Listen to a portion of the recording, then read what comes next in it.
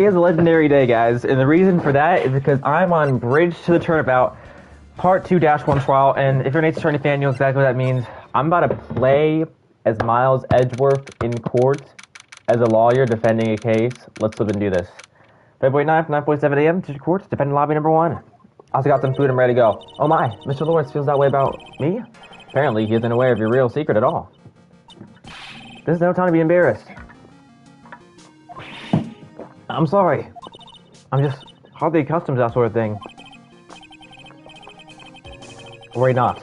In any case, whatever it was that he saw on the night of the incident. It's been a lifetime? Oh, for real, Munch, I'm ready to do this.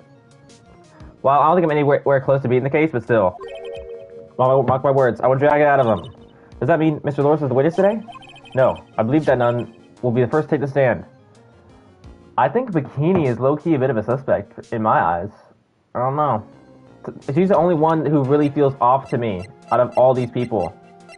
You know what I'm saying? That's it.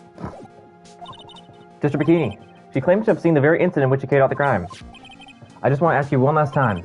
It really wasn't you who killed Miss Elise Dowxham, correct? I wasn't expecting Elise to be the victim either. That's crazy. And where is Pearls? That's correct. It wasn't me. Very well, then. Mr. Edgeworth? Yes? You are a prosecutor, aren't you? Are you sure about this? If your true identity is revealed, don't worry. I made the necessary arrangements. I see. Iris, it is a prosecutor's job to doubt people. Alright.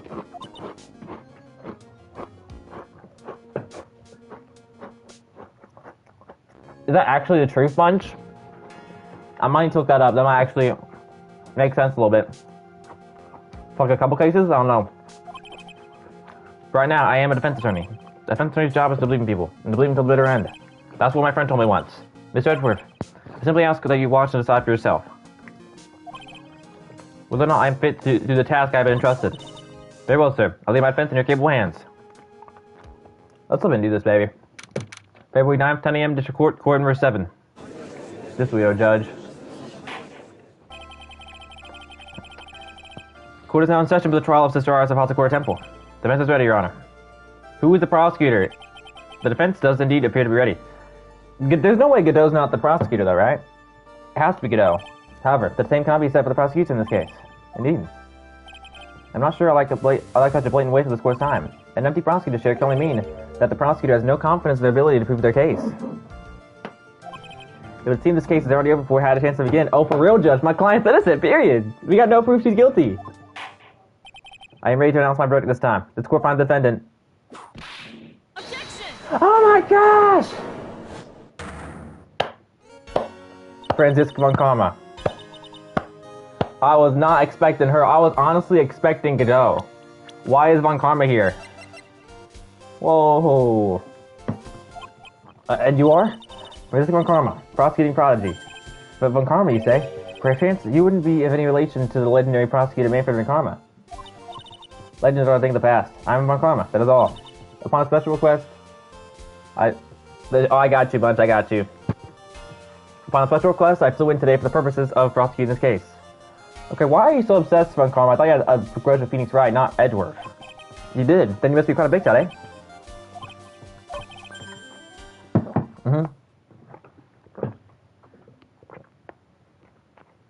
I'm almost certain that I've seen you somewhere before. Or am I just imagining things? Your Honor, no, I think you're getting me confused with Winston Payne, Your Honor. You know, you're kind of that judge who's like doing the side quest cases while I'm doing the main cases. You know what I'm saying? So you gotta be that, yeah. You look very much like a prosecutor I met once. I believe you're imagining things, Your Honor.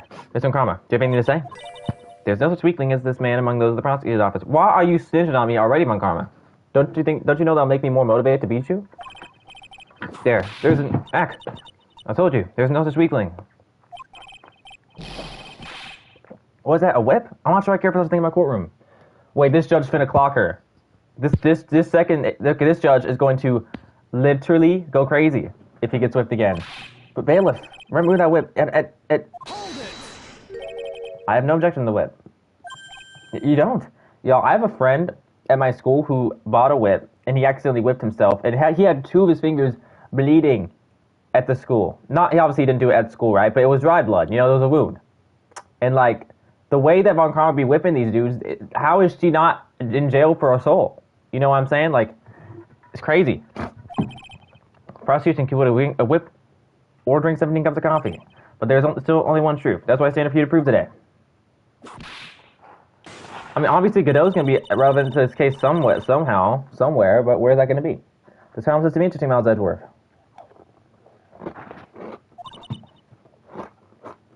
Well,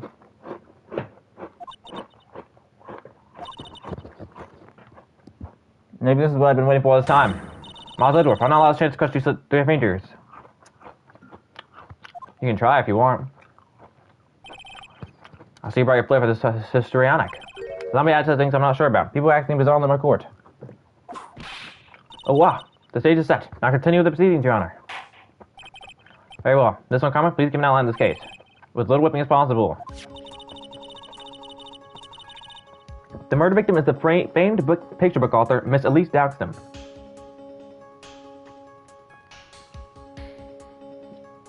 What do you mean, Munch? Like, Edgeworth didn't want to do it because Phoenix was an attorney? I don't know. What do you mean by that? Like, Edgeworth didn't want to face Phoenix no more? I'll get if that's the case, because I have been undefeated against him, but still. Oh, Godot. Yeah. That makes, okay, yeah. I forgot about that Munch, yes. I did remember that. Her body was found in the Hazakura Temple courtyard. She had been stabbed through the torso by a ceremonial sword from our golden statue. I think my prediction is that Phoenix gets better, and then can probably take over the case on like the last day or something, if that's allowed. I don't know. Because there's no way Phoenix is just sidelined the last case of the game. There's no way. The sword in this picture is the weapon in question, correct? Very well. The court accepts this photo as a crime scene. Crime photo out of the court record. There's no mistake. This was the doing of Sister Iris. After all, there's a witness to her crime. Very well. Please bring this witness to stand.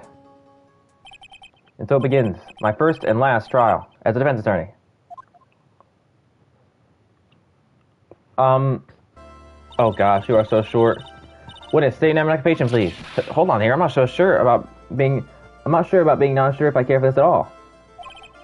Witness, please name it nice and straight. You look like the killer, Bikini. I'm just gonna be real.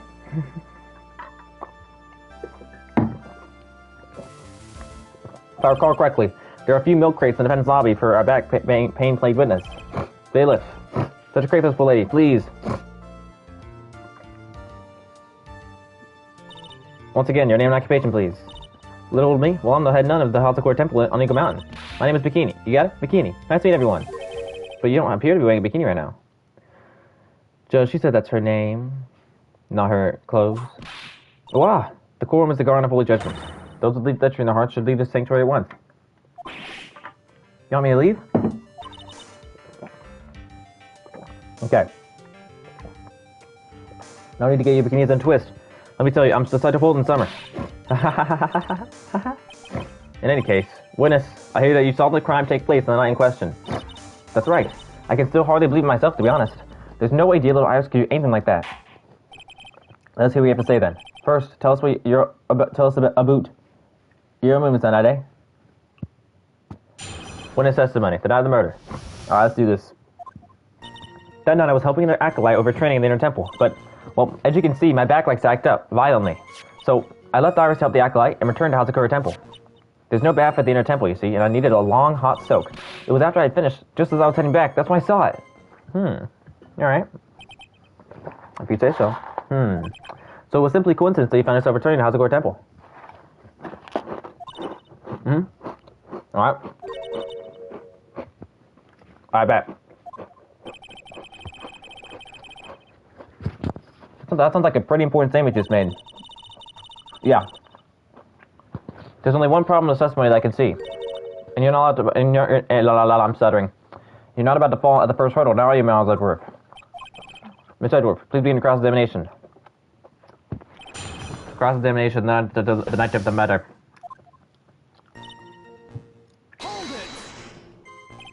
What is this inner temple? Well, see, conversing with the spirits is what we train people to do, right? We'll be the ones asking you the questions, madam. In order to do that, a place strong in spiritual power is required. There's a small temple across the sea bridge called the Inner Temple. Acolytes must spend an entire night there to undergo intense training.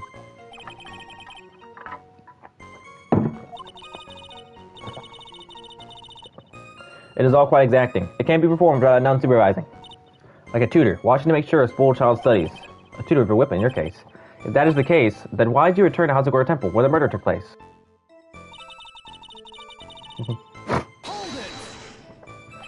Violently? That's right, it's no life for matter, especially in winter. I can't hold anything heavier than a knife and fork during the cold months. Just being alive is like strict training. On the night of the murder, was this fabulous back of yours hurting again? That's right, reaching like a bull in a pig pen. I almost fainted once or twice. I just knew that unless I warmed it up, it was going to finally finish me off. You left Iris to help, but what? What do you think? Nikolai's training, of course. It was just past 10 p.m., so we were starting to enter into the training exercises proper. Wasn't it your place to remain a disciple? Well, the job is simply to watch over the acolytes so that they don't pass away. Just to confirm this point again, that night, you met Iris in the inner temple, correct? Yes. She's a gentle, honest girl. She's never once failed to follow my directions. So you returned to the Hazakor Temple in order to take a bath. My back is to blame for everything. It's a do or be done and kind of world after all. How long were you in the bath for, if you don't mind me asking? My, what a filthy little rogue you are. I know what's on your mind. Yeah, how long you were in the bath?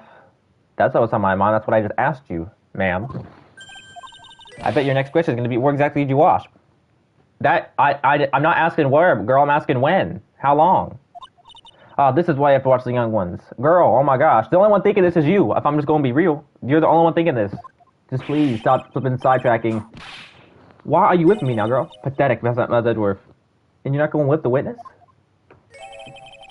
Oh my gosh! She's painted a narrative on me, all that I'm not even doing. She brought it up herself? This is master manipulation. She has to be the killer. That's it. Either she's the killer or she's something related to it. That's insane.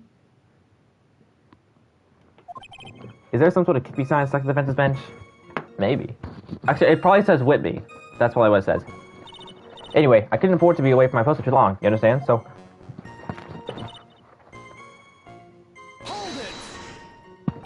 The crime took place in the courtyard, correct? When you go from my room to the main hall, you have to take a winding hallway from which you can see the courtyard. That's right. In other words, it was pure coincidence that the witness saw the crime taking place before her eyes. There was no complicated setup in this case. That certainly seems to be true. Alright. There's indeed only one problem with this testimony. If I can clearly point out what it is, I can begin to quantify just how good this witness's memory and observation skills are. Okay, I'm gonna save. Let's do this. Alright. I haven't played from yesterday. Let me take a look at the evidence again. Okay.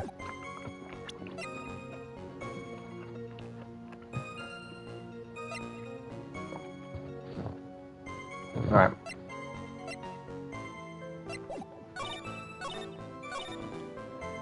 There's no bath at the inner temple. Is that true?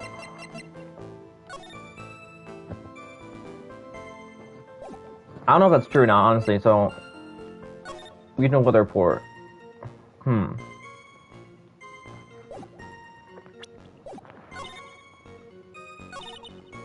was just as I finished, just as I was heading back, that's when I saw it.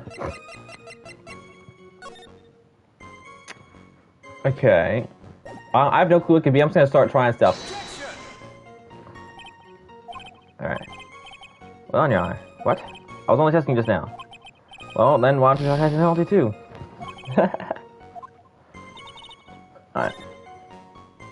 There's no bath at the inner temple. Is there a bath at the inner temple? That's probably later on. Wait, okay. No, it's not relevant right now.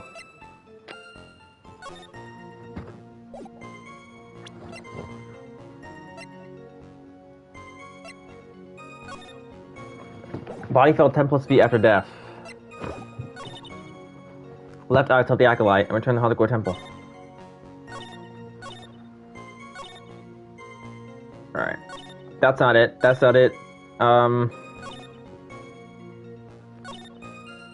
What if she went to Heavenly Hall and not Hazakor Temple? I feel like Heavenly Hall is going to be really relevant to this case. Nope.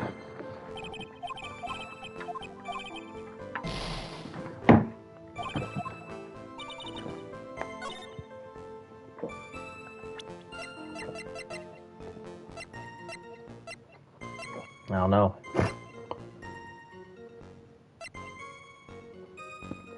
Rang the lights out bell at 10 p.m. and was then in a room when the murder was discovered.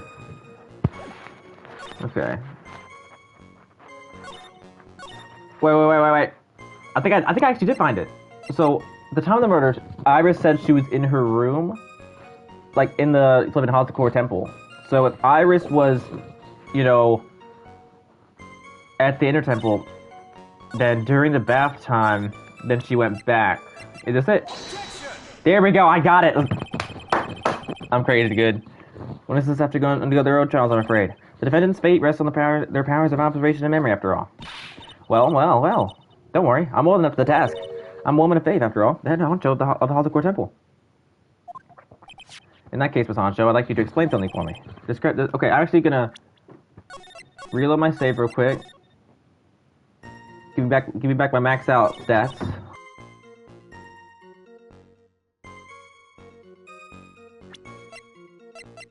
Objection!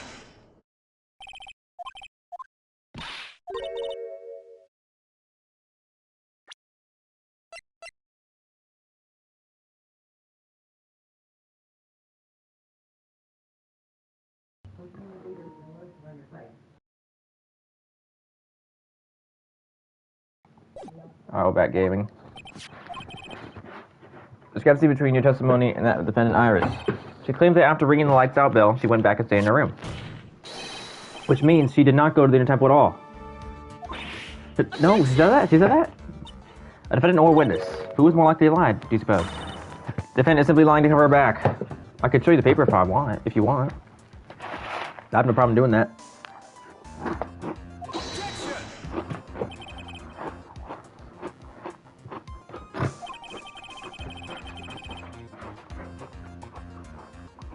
The murder was committed in the courtyard of Holocaust Temple. Claiming that she went to the inner temple would make up for a much better alibi.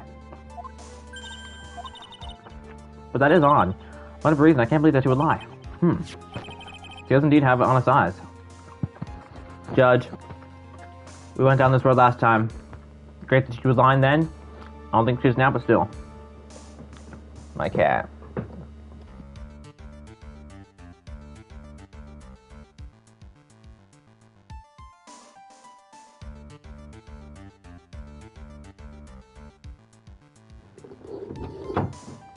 Alright, I'm back.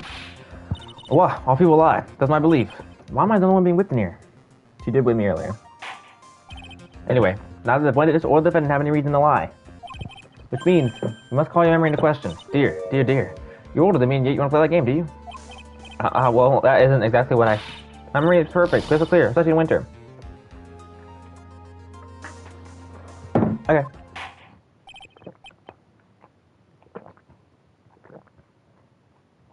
Then, I suppose it's too early to end this cross-examination, eh?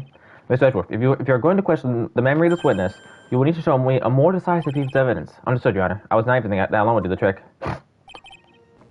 Then please your comments about Iris' testimony, and let us return to the cross-examination.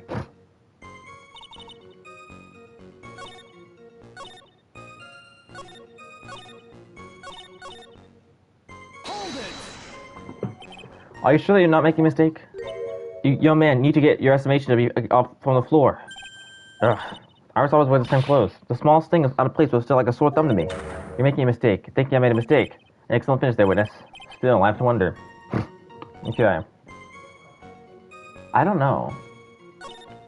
I wasn't expecting to have to do another one. I thought it was going to be more testimony. I gotta find something else that's wrong with this. And my mindset is it's gotta be wrong with this. It's gotta be this one that's wrong.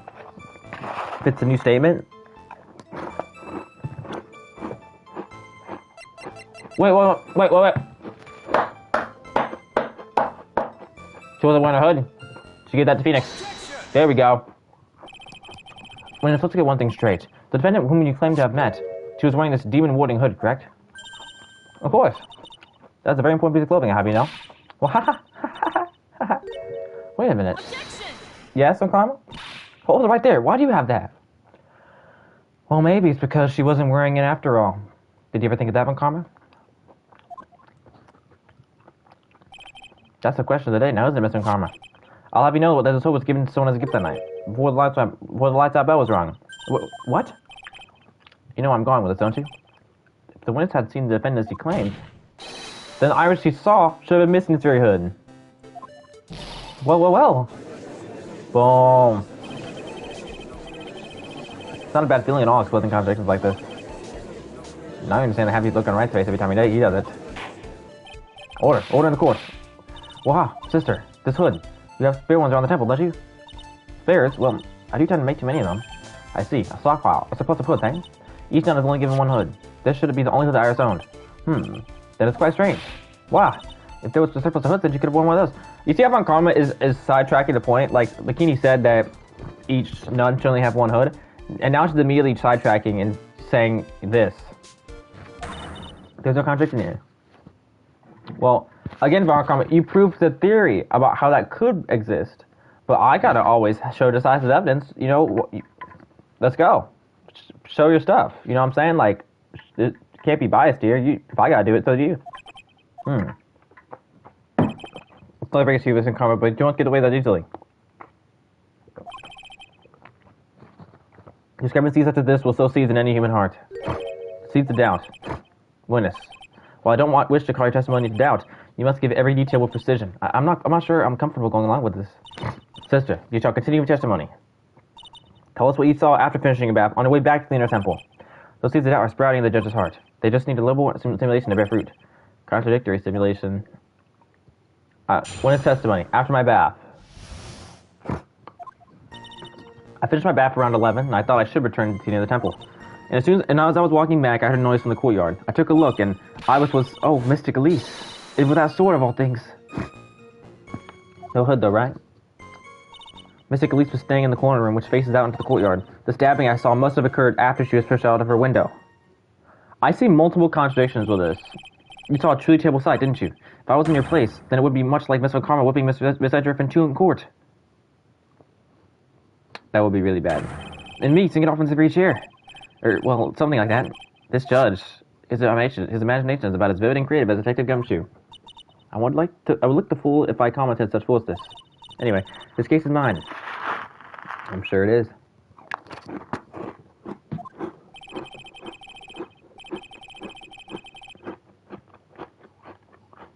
Calling everyone by their full name. Can't you do something about that habit of yours? Cross-examination. After my bath.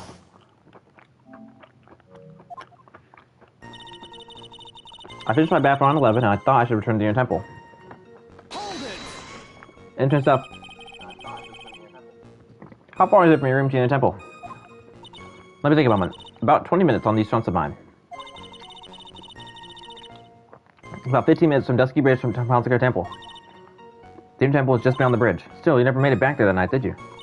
That's right. I was heading along the walkway toward the main hall. Okay. You say you heard a noise? Thump, just like that. That could only be the sound to make them falling. It's very quiet in the temple, you know. You can't even hear the snow falling from the branches. Thump, just like that.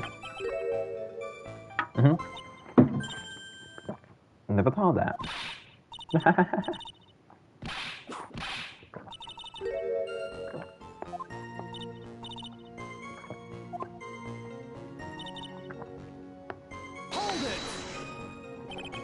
This is the second time that the witness has testified to the defendant. But some doubt remains in these claims. Hey, just what does that mean? Just because you're a good-looking young man doesn't give you the right to...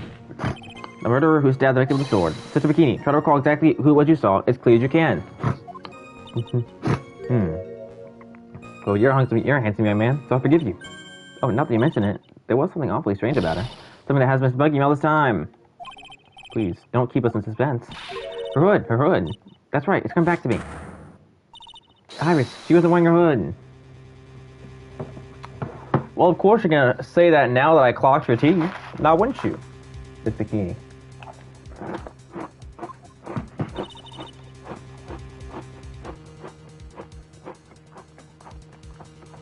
I thought something was out of place, but... It all makes sense now, doesn't it? After all, she's giving that away to someone, right? Irk. The young grave vials, Edgeworth. Yeah. This may initially appear to put me at a disadvantage, but I can't see any other leads at the moment. Your Honor, I'd like to see some two statements added to the testimony.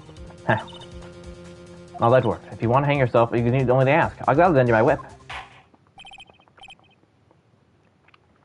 Witness, add that statement to your testimony. No problem. Hold it! You're sure about that? Yes. After all, we always wear the same clothes. Ah, I don't mean because we're bored, you understand? It's our style. Yes, that's it. There's absolutely no need to explain yourself. Anyway, you look different from normal, and that really struck out. Like me holding a whip puppy instead of my whip. Okay. Hold it!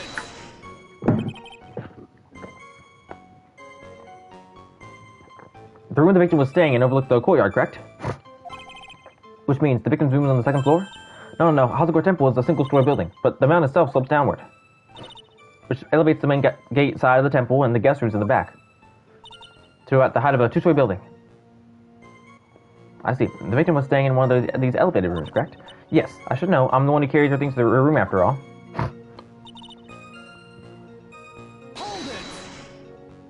What makes you so sure of all this? It's just like I told you earlier. I hear the noise from the courtyard, okay? Thump, just like that. You're once-my sister, I'll give you that. The autopsy report states that the victim's body was covered in bruises, indicating a fall from around 10 feet in height.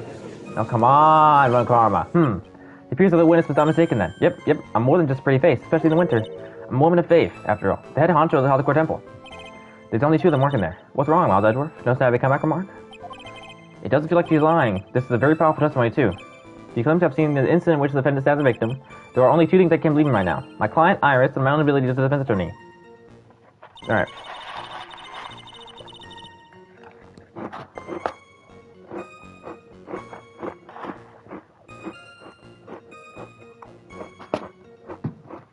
Alright. My mindset here, y'all, is to just, I don't know.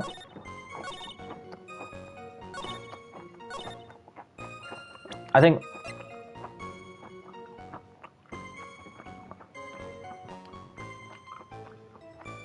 autopsy report, baby. Objection! Got her. That's logic. That's what I like to say anyway.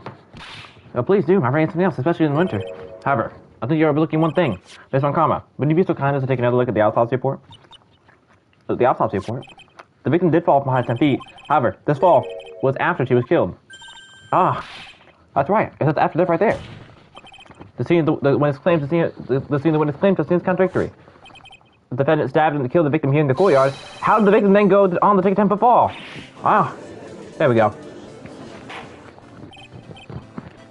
Order. The victim was killed and then fell. If that is the case, then the victim must have been killed in her room. Don't you agree? That is the logical conclusion. Yes, that's right. The victim must have been stabbed by the defendant in her own room. She was then thrown out of her window down to the courtyard below. Objection! Oh, come on, Karma. Were there any signs of a struggle in Miss Dockson's room? She was stabbed with a sword. That would leave a bloodstain, wouldn't you agree? Well, Miss Karma, was there any blood?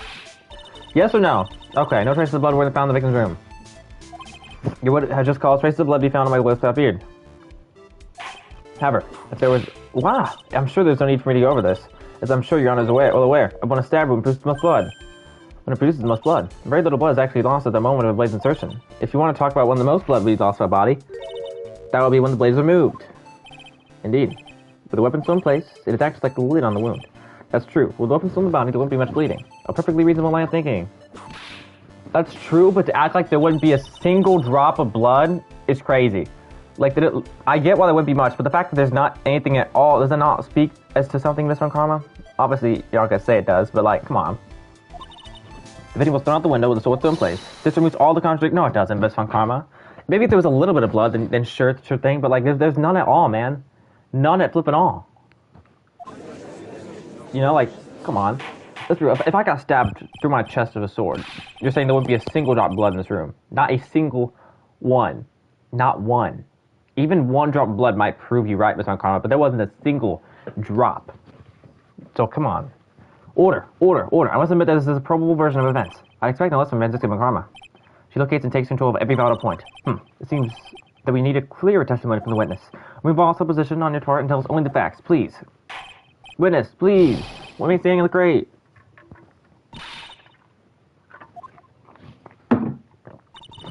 Play the winter songs make me all shake. Just get me back in my mood.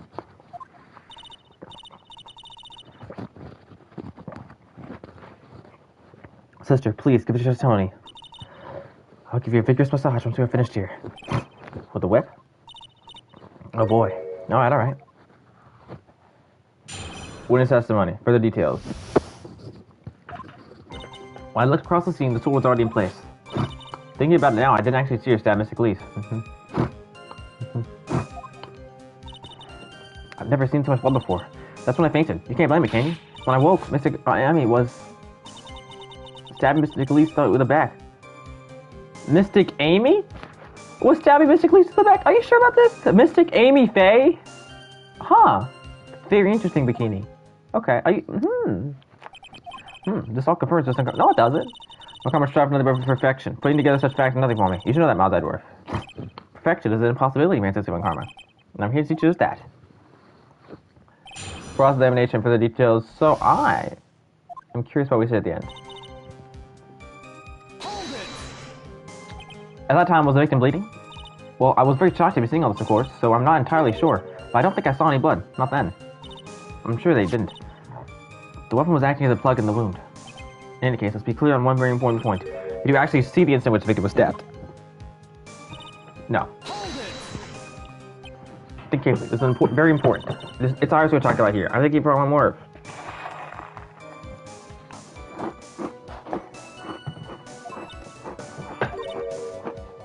Huh? I'm not to be conclusive, but this testimony supports a theory. The victim was stabbed in the room and then dropped in the courtyard. I think this proves it rather well, Mr. Miles Edgeworth.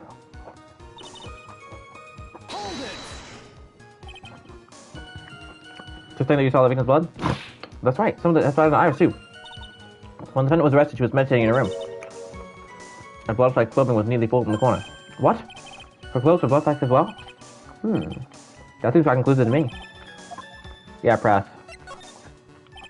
Going back to your previous statement, you said that you saw a little bleeding when the victim was stabbed. But now you say you saw the victim bleeding? That's what I saw. What do you see?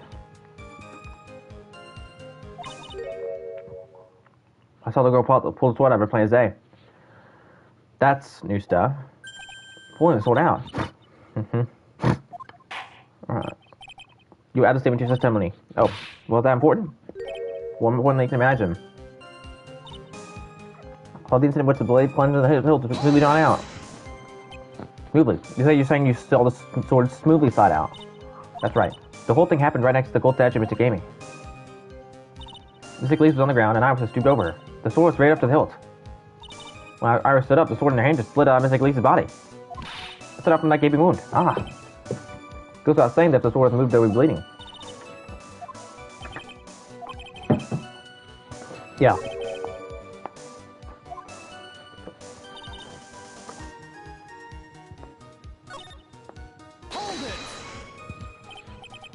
Now, on to what the killer did next. You saw none of it, correct? Well, I was unconscious. How long were you out for? I don't know, maybe 10, maybe 20 minutes? A young man with a very prickly looking head will be out. By second, I mean, actually. Not sure I like the method of resuscitation. Well, I wasn't asking from mouth to mouth for anything of the sort, but I would have welcomed a more gentle awakening right about that, let me tell you. I strive words to defend her personally. What do you see upon awakening?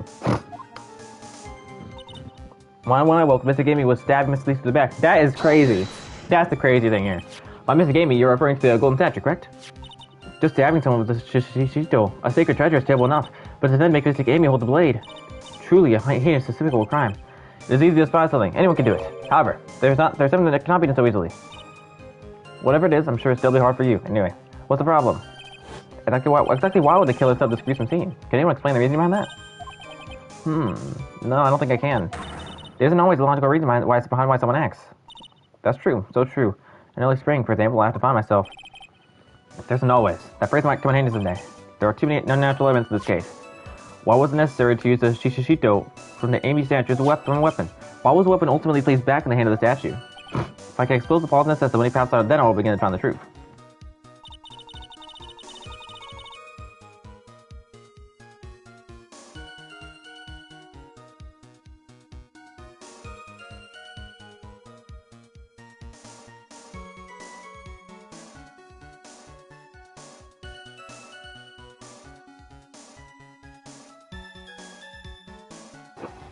Alright.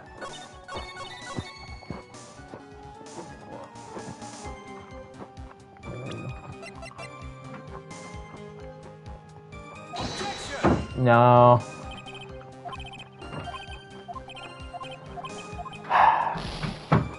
Alright, let's do this.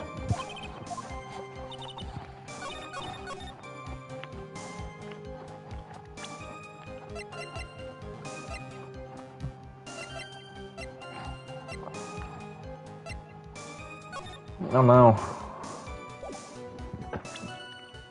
Weren't you unconscious?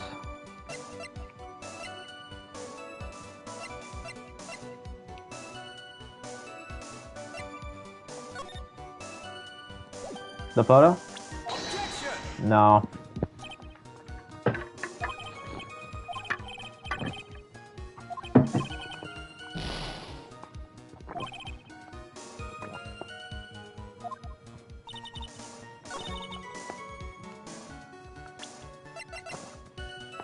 Objection!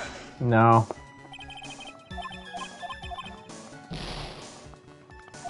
Edgeworth.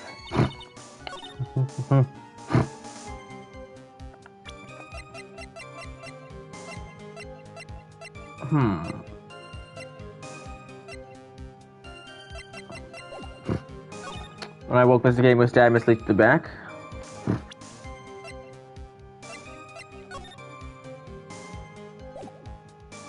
Objection! No? Come on, man. Wait, maybe... I can't do that either.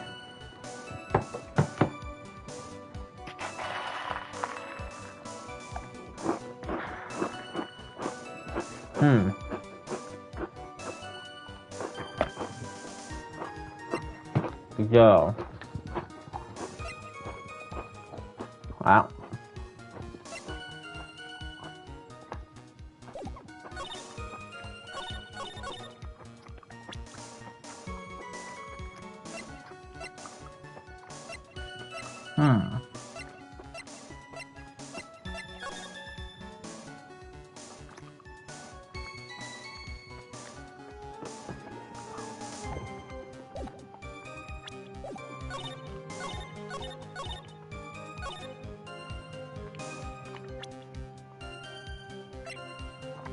Objection!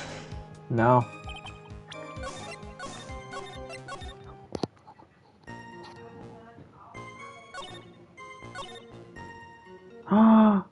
I didn't make a save.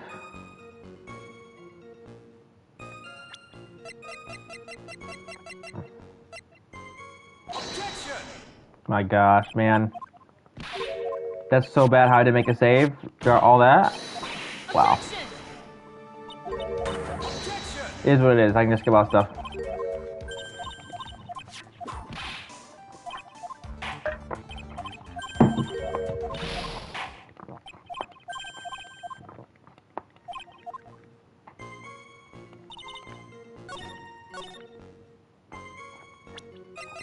Objection! Boom. Objection!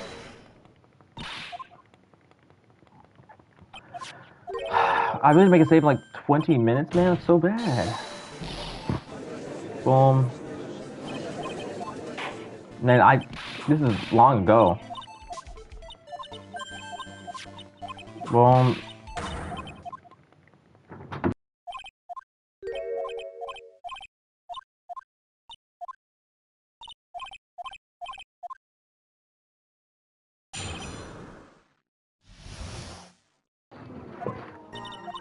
Okay, boom. Alright. There's like 3 things I gotta do here, man.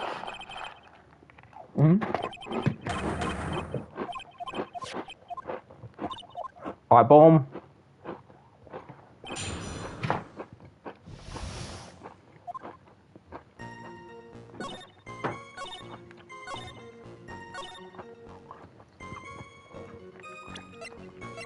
Objection! There we go. Clocked.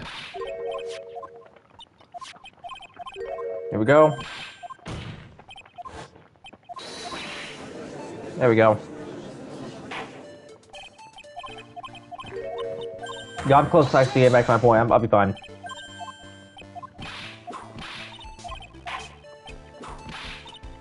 Boom.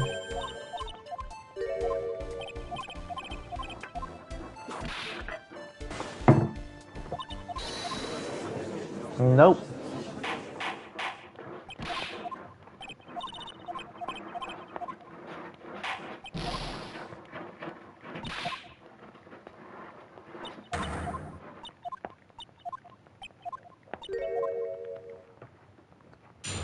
Oh, he's buying right now.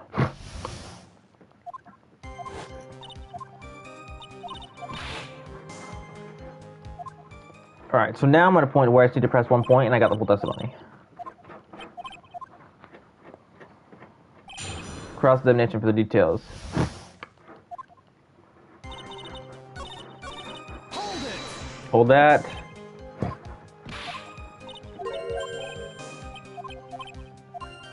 Press.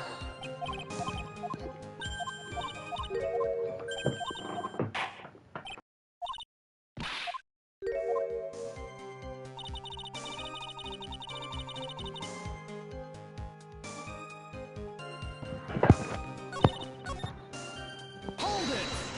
Alright.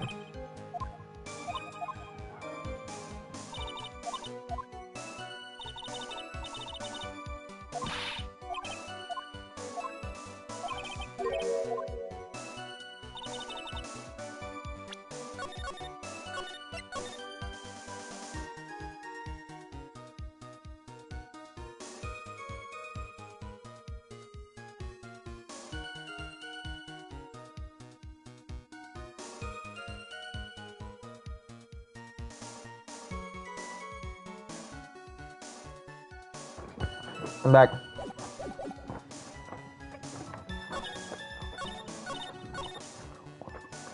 Hold it. Alright.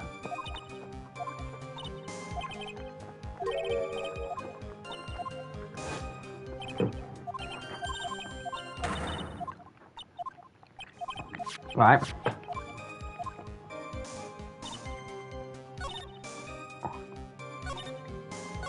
Alright.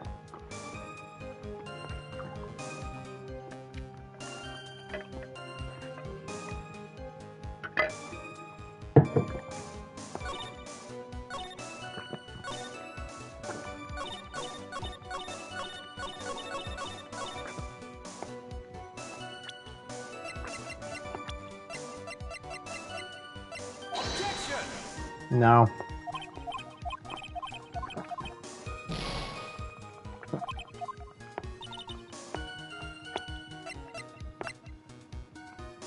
Objection. Not either. What is it, man?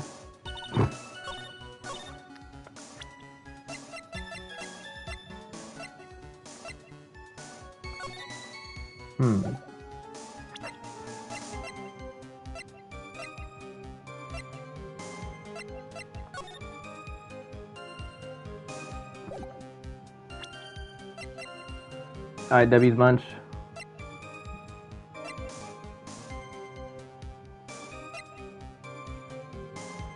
I have no clue what this is. Objection. No. Man. Alright, I'm gonna eat some more food. Alright. Objection.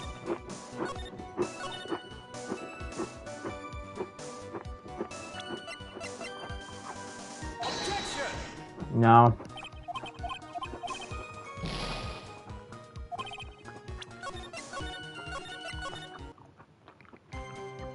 Alright. Tell the incident which the blade plunged in the hill was smoothly drawn out. Objection. Got it! Mr. Bikini, you're a reliable witness. At least, I like to think so, but there are too many contradictions here. What do you mean? You make it sound like I'm a liar. But you're a handsome man, so I'll forgive you. Wow. 1 second, my cat wants out of my room. Aww. You're welcome. No. Alright, I'll let my cat out of my room. Yeah, that does make sense, Munch. I didn't think of that. That is a really complex sword. Let me... oh my gosh. Granted, okay. Granted, not much of the swords it was in her back, but look at that pointy bit on the left as well. Yeah. No way that could just came right on out. The weapon was thrust up its hilt and its victim. Furthermore, the killer withdrew the weapon smoothly from the body. However, both of these are complete impossibilities. Okay, there we go. What do you mean? Please explain you. Oh wow! Explain yourself. To start with, do you think it would be possible to stab someone to the hilt with this? No matter how I look at the defendant, she doesn't appear strong enough for that. Objection! Yes, Unkarma? Doesn't appear. Well, I mean, let's dribble. I too may appear to be weak and frail. If I can crush men under my heel and make them weep, so should I so choose. Yeah, that makes sense too, Munch, yeah. There's only blood on like the very top of the sword. The objection stands. I went a little back there, I must admit. That isn't the only issue here.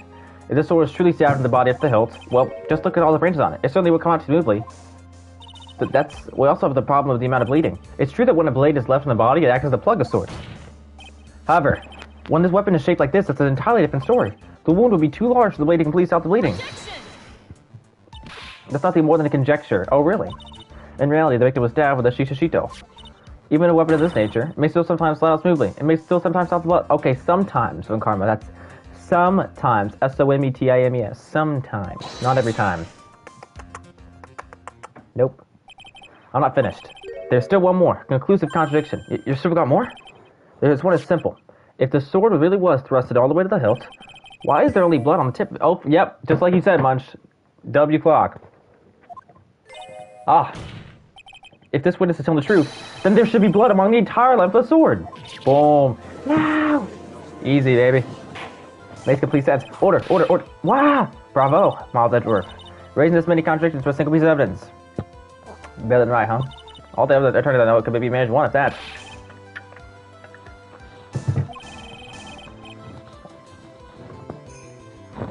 You have proven contradictions regarding the murder weapon, but having come this far, there can only be one answer. And that is, the weapon used to kill the victim was not the shishishito. What? A foolishly foolish idea born from the foolish mind of a foolhardy foolish fool. Let's examine this again. What was it that made us think the sword was the murder weapon? Well, it's because Mr. Game was holding it. Exactly. However, if you reflect on this, that is the only basis we have to assume such a thing.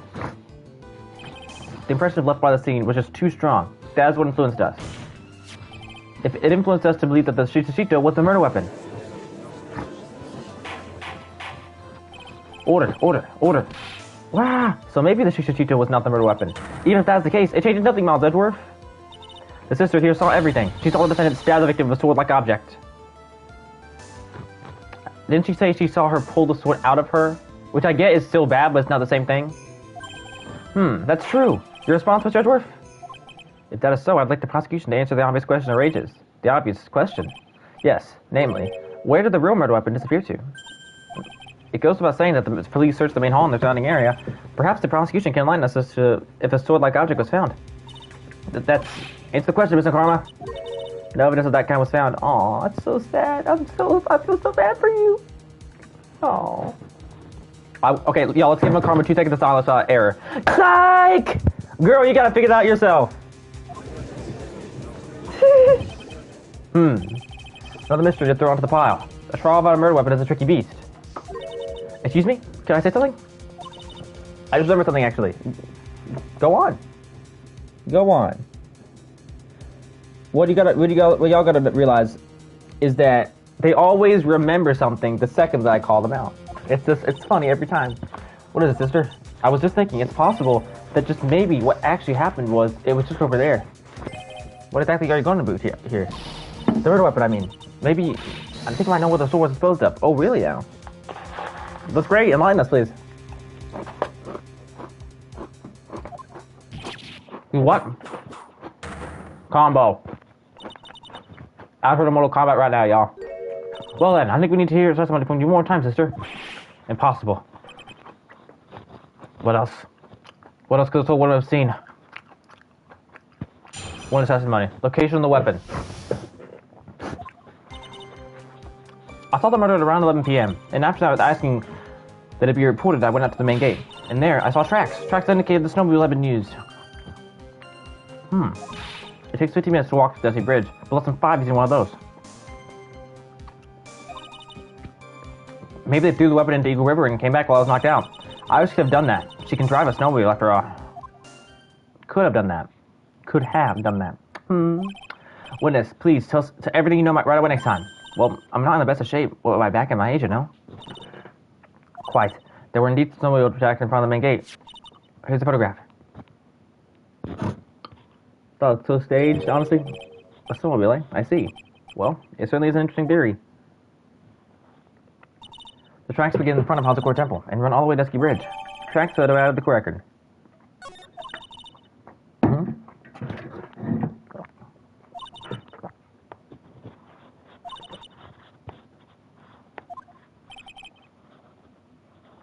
Did she really go to the river to dispose of the murder weapon?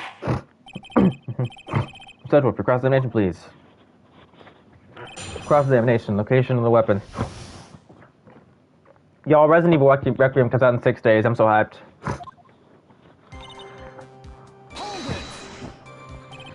You are sure about the time? Yes. I was worried about it after all. Why was that? Because I have a strong sense of responsibility, especially at this time of year. The acolyte was being doused in freezing water at the time. I couldn't very well take it easy near the bath all night now, could I? So at 11, I decided to leave Hazakor Temple. Your estimation of the time seems reliable, at least. Please continue, sister.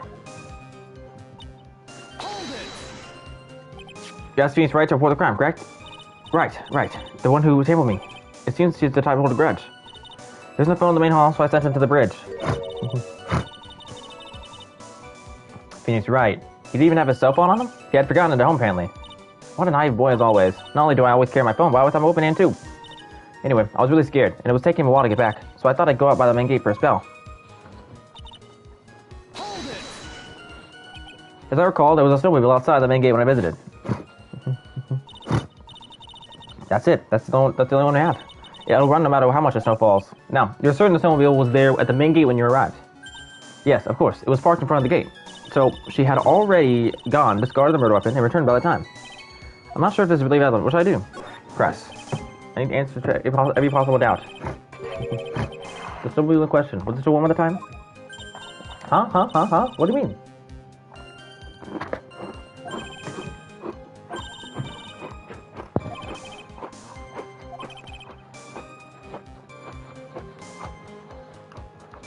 It goes without saying that using a snowmobile will heat its engine. If it was so warm, then it means it was recently used. Ah, I see. I haven't thought of that. That's fine. I've looked at that too. Of course you did. To answer the question, please, witness. I don't often go around such hot engines. However, not to mention it, there wasn't any snow on it. Yes, the first time reason only the snowmobile was covered in snow. There wasn't any snow on it? Curse us. It seems highly likely the killer did use the snowmobile then, eh? How long does it take to get to the Dusky Bridge by snowmobile? Alright. In that case, why don't you use it yourself? You could spare yourself some walking. Ah, there's a reason for that. Have you got a moment for me to explain? Do you think that's why the question was asked in the first place? It was about a month ago. I was driving my beloved little snowmobile, happy as can be. I'd fetched some water and was heading back when I went and crashed into a tree. The tree and my back both went crunch, just like that. Crunch. Crunch. Oh, that's so bad. I haven't been able to find the curse to ride things since then. Anyway, the killer must use it. Refresher our memory. How long were we knocked out for? Like I said, somewhere between 10 and 20 minutes. It's possible to get to the bridge and back in 10 minutes using the snowmobile. I have to concede that is more than enough time. Is that all you wish to concede, Edgeworth?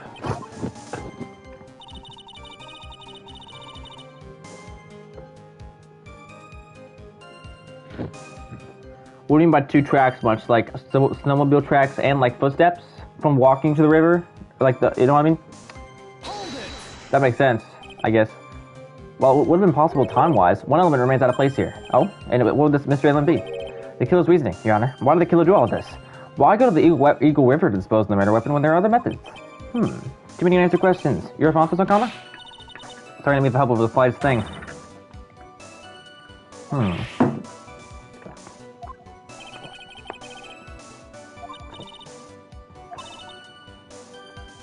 Whatever the reason, the fact remains that the defendant could have done this. The murder weapon was disposed of in the river. Another point to me on Edgeworth. Then you have to go back. Okay.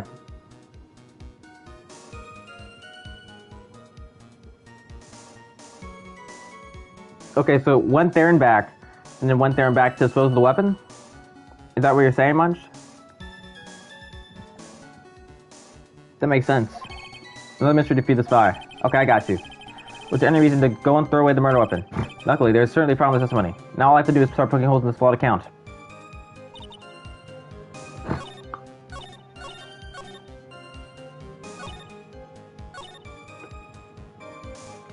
Okay, let's see the evidence here. Tracks. I only see one pair of tracks.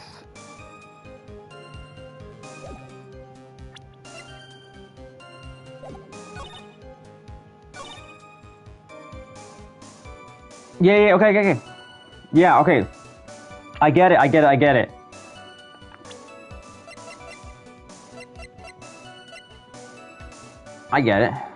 Wait, I'm gonna make a save point real quick. Boom. Objection! Got it. I admit this photograph proves something. It proves that the snowmobile was used on the night of the murder. You can only accept the inevitable, it seems, Miles Edgeworth. However, if what the witness says is true, then why is there only one set of tracks? What do you mean? Iris left Haute Temple, threw the weapon into the river, and then returned. If this were the case, then naturally there would be two sets of tracks in the snow. Those from heading out to the bridge and those from coming back. Ah, so the snowmobile was only at Hazakura Temple, or whatever, the inner temple, and then it came back to Hazakura Temple. So if Iris really did use it, then she was in the inner temple and used it to come back, and then she didn't use it if she went elsewhere. There we go. You're forgetting one thing, Miles Edgeworth. Oh yes, and that is? On the night of the murder, it was snowing. The tracks leading to the bridge were erased by a snowfall. To move to precious constructs now, doesn't it? I see. While she was at the river, the snow stopped, leaving just return tracks in the snow. What do you have to say now, Miles Edgeworth? Wasn't it freezing, though? Is there a flaw in this theory? Yeah. I see. Yeah. I was thinking that much, too, because, like, yeah, the weather report. Make a save.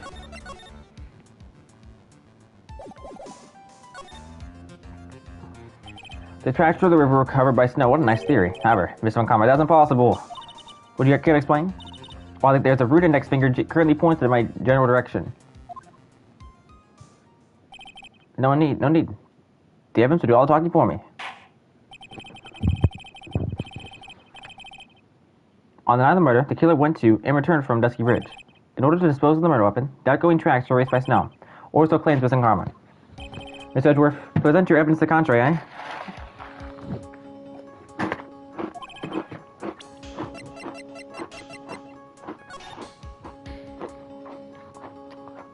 Snow from 7 to 10:50 p.m. I knew it. Witness, please tell us again what time it was when you witnessed the crime. Like I said, it was around 11. Of course. This means that the weapon was thrown away after that time, correct? On that note, please take a look at this data. It is the weather report for Eagle Mountain on the night of the murder. The weather report? Snow started to fall at 7 p.m., but it stopped at around 10:50.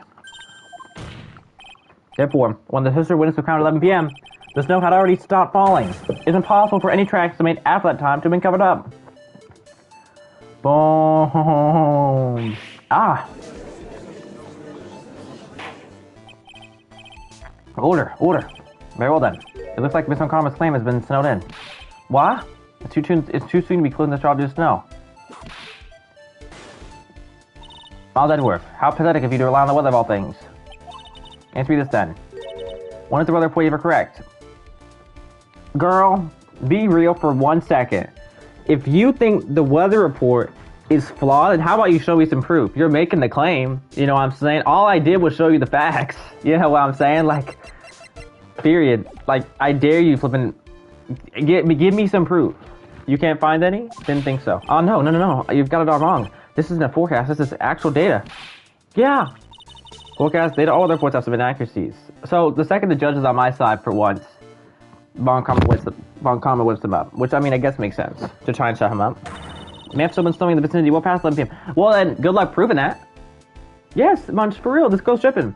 And they're probably going to have me find further proof to, like, do that. It's true, can't be totally sure, right?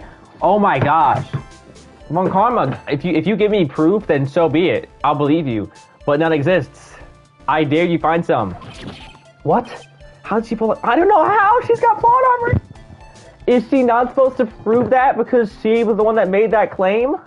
Oh my, and the judge was even on my side for a second and he just did a complete 180, bro.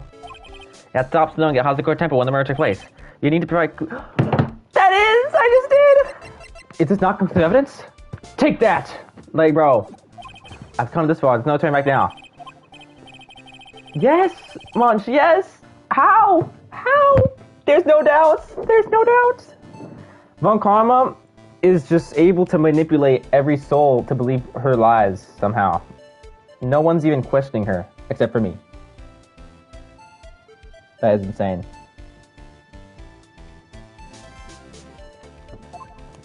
Ha! You can't back down, can you? Such a perfectionist, Miles Edgeworth.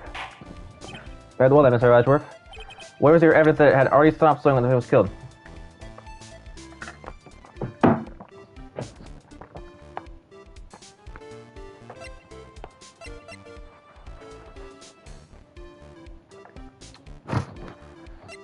I don't know. The picture?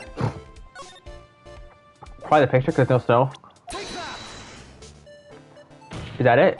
Ultimately, it all comes down to one point. That being, whether or not it was... Oh, come on. I got it wrong. Wait, oh, I did it! Yes, I did it! If you want to know whether it was snowing or not, this photo shows everything. Okay, I got clickbaited. I thought I got it wrong because of the quotes. I did it. Of course. I'm referring to the photo of the crime scene. There we go. There we go. As you can see, everything is covered with snow. I can't see that, indeed.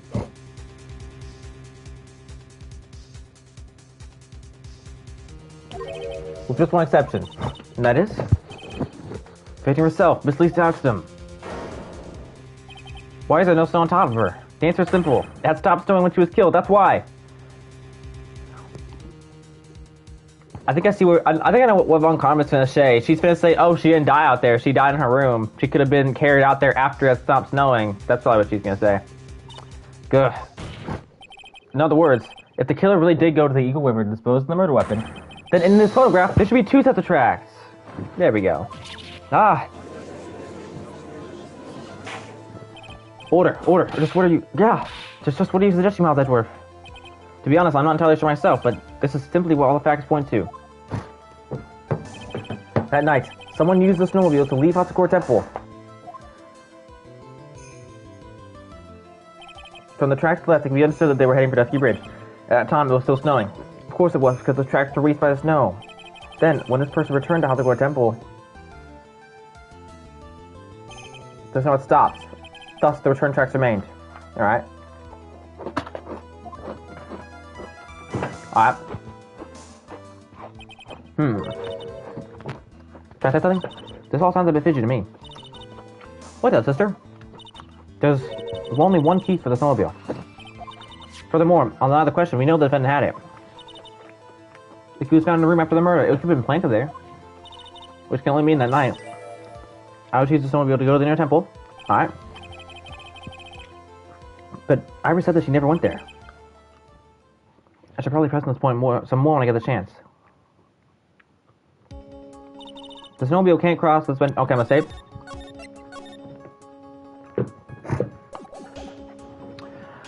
The snowmobile can't cross the suspension bridge, so she must have left it on the Hazakura side of the bridge and crossed on foot. That sounds right, but what's odd is when I left Iris and returned to Hazakura Temple,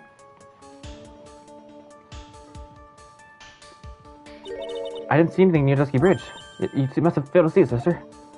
Maybe, but when I made it back to Hazakura Temple, it was there, by the main gate, the snowmobile, I mean. I know what I saw. It was covered in snow, too. That's different than what you said earlier, but that isn't possible.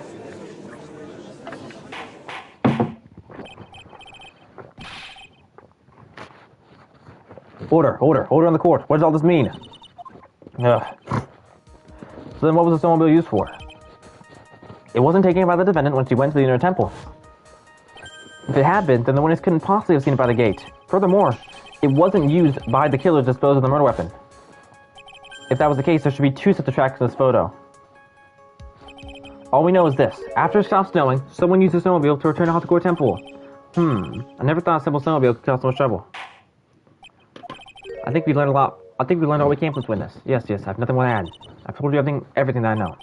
But then that still leaves us with the same problem. If only there was someone, a witness who could testify to having seen the snowmobile. A witness, huh? Was there no one out walking past near Dusky Ridge that night? There was Larry. I don't think that's likely. There was Larry. Larry was there. I'm gonna save it quick. Ready? The note at Heavenly Hall. Larry was there at 10, which means he was probably somewhere near there at 11. It was cool enough to freeze your ears off. Only an idiot would go out wandering in that. You don't want to bring him on court? I don't either, Munch. I really don't either. But he's like the only option, I think. Unless they had something really important to do. That's a shame. Hold on. Something is coming to me. An idiot may well have gone wandering out on that subarctic night. Your Honor, actually, there just might be one individual who maybe have helped us. But really? You know someone who might have seen the snowmobile the night of the murder? I don't know for sure if he saw it or not, but there are two things about him that do come to mind. Which are? First, that he saw something else. Oh my gosh, I'm stuttering. First, that he saw something incredible the night of the murder. And the second being, this individual that I'm thinking of went wandering outside on that cold night. In other words, he's our kind of idiot. Who's this idiot you're talking about? Okay. Not an idiot, not an idiot, not an idiot, not an idiot, not an idiot, not an idiot, not an idiot, not an idiot, not an idiot. There's only one more option. Idiots! Boom! This guy must be a product of Jean-Luc de Leduc's sky to obnoxious French painting. This is Laybutz, a disciple of the victim. At least doubts them. Your student, interesting. And why was he wandering a boot outside all night of the murder? That's... I could tell them about his designs for Iris, but it may cost us his credibility as a witness before I even call him. He is, after all, an artist. He was perhaps searching for something in the snowy city that would move him. I have to act like Larry has the IQ of Einstein for them to take him seriously, although I cannot guarantee that this is the reason. And so, this unfortunate-looking man, what exactly was it they saw? Let's have him tell us himself. I intend to extract that from him right here in this courtroom. Summon the chief as a witness immediately. I have no choice, do I? I believe that he's in the gallery for this trial, but will not take long to summon him. Very well. Larry. You may have escaped me yesterday. But today I'm going to get everything out of you. Do you believe he was probably just doing it because he had no reason to? What do you mean? The court now adjourned for a 20-minute break. Ms. Karma, please see the preparing the next witness. Understood, Your Honor. Good. Well then, court is on recess. Good.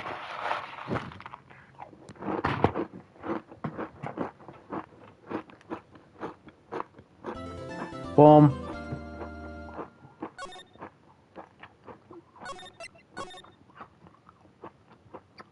Alright. February 9th, 11:15 a.m., District Court, Defendant Lobby number 1. Excuse me, Mr. Edgeworth, I'm not really sure what to say. Iris, we only have 20 minutes. There are two things which I need to ask you before we convene. Alright, I'll help you in any way I can. First, about that night. You really didn't go to the inner temple, correct? The last one is claims to have met and talked to me in the training hall. Either he was such a bikini is lying.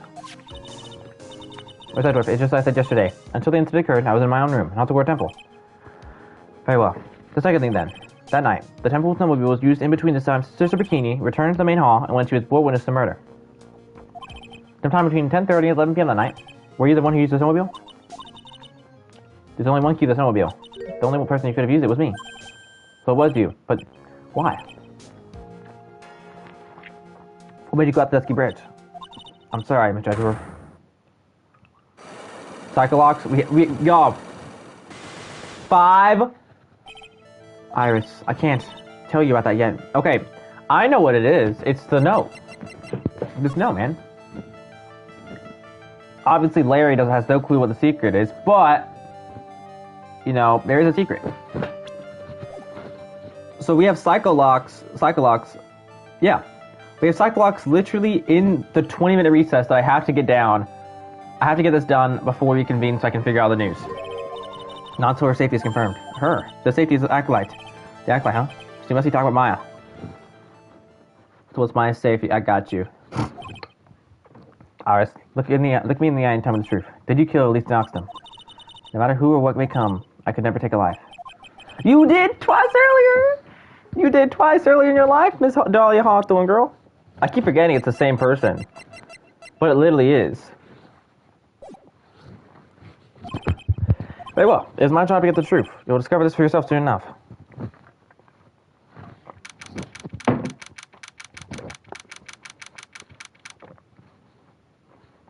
I'm very nervous about this because we didn't get the Psycholocks done. There's still so much stuff she's not telling me. That's really going to hinder my ability to, you know, do this today. Let's go.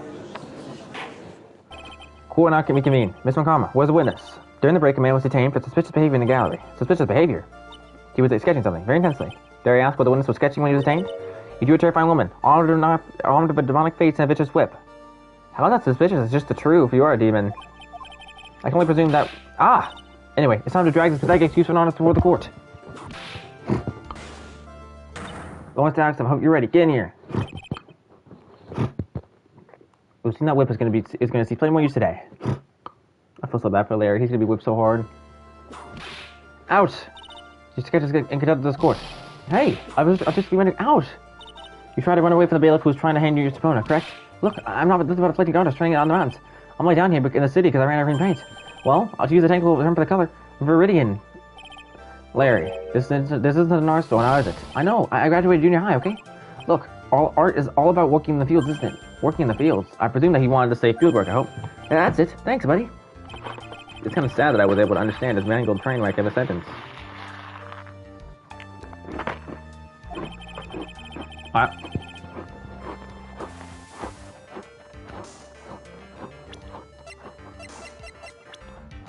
What do you mean she's in Dahlia? The age adds up, bro. Because, like, she was 19 during the beginning's case, 20 years old during the whatever it was case, the Phoenix Wright murder case. I don't think so. Because wasn't it like a 5-year difference? Because hear me out.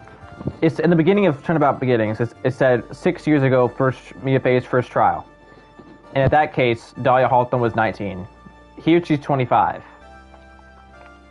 19 plus 2 is 25. I don't think I'm misremembering this. If I am, I guess I'm making a fool of myself, but I'm sticking to this. So see, I got nothing to do with this trial at all. I expect all of your faces to be red when you realize this mistake. Bright red. Or to use a technical term, Crimson Lake. Ouch! Ouch! Ouch! Ouch! Stop your belly battling, you testify like a man.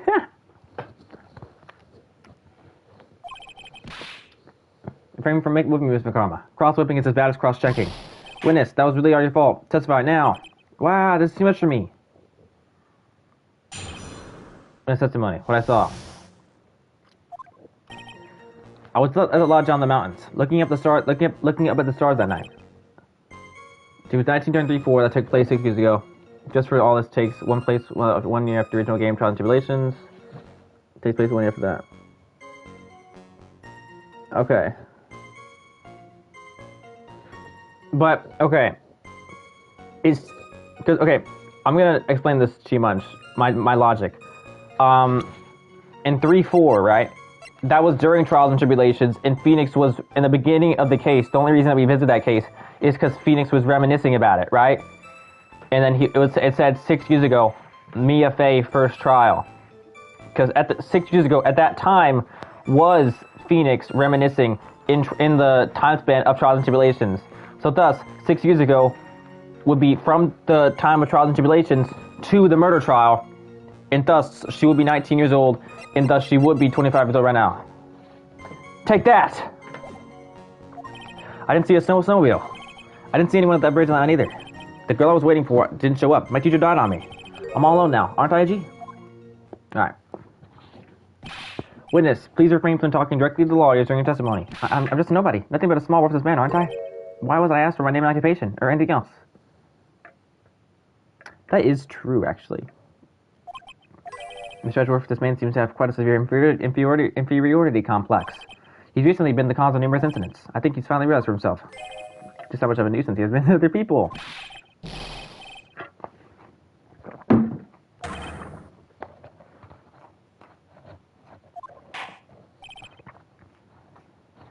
Well then, let's proceed with the cross-examination. With no touching, thank you. You can delve into the details at a later time. Cross-examination, what I saw.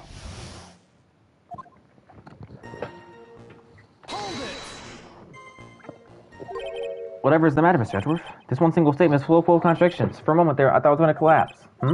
So, witness? Any idea as to where these contradictions in your testimony lie?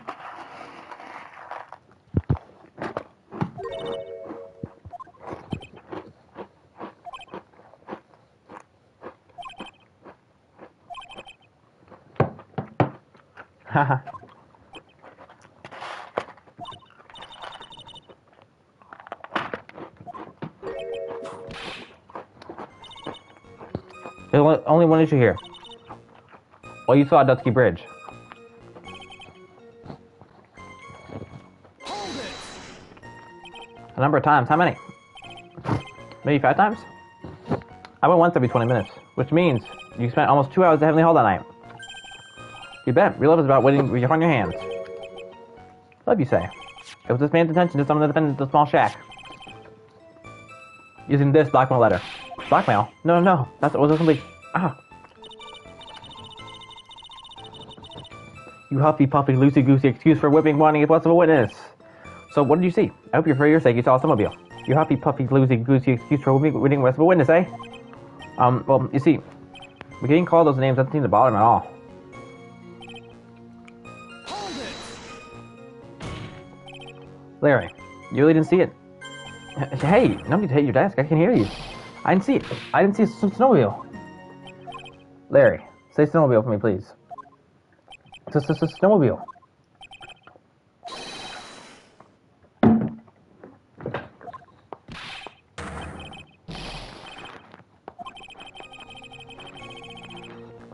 Seems to start with more obvious contradiction. Hold it! You didn't meet anyone? That's right, because I've got nothing to do with this. And I'm just here to buy some Viridian plant, okay? Come on, I expect to see those crimson-like faces, now! It would appear that simply pressing him is going to mean enough for Edgeworth. Indeed. It seems that he's going to claim to have nothing to do with this to the end. I want this guy to cost us any more time. I need to slice through his obvious contradictions and keep these moving along. Alright. That's not it. That's not it. Okay, it's either one of these two. I either gotta prove he saw a snowmobile, or prove he saw someone on the bridge.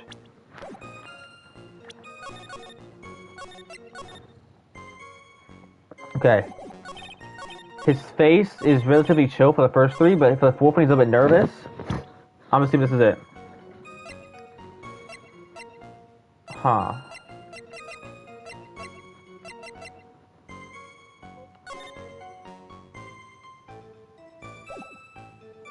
Objection! Nope.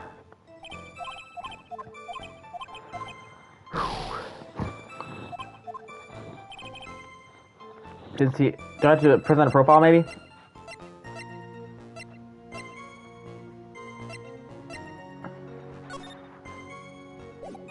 That's not the bridge. Wait, is that the bridge? Am I at the bridge right here? Objection! No, that's not... Okay, that's not the bridge. Alright.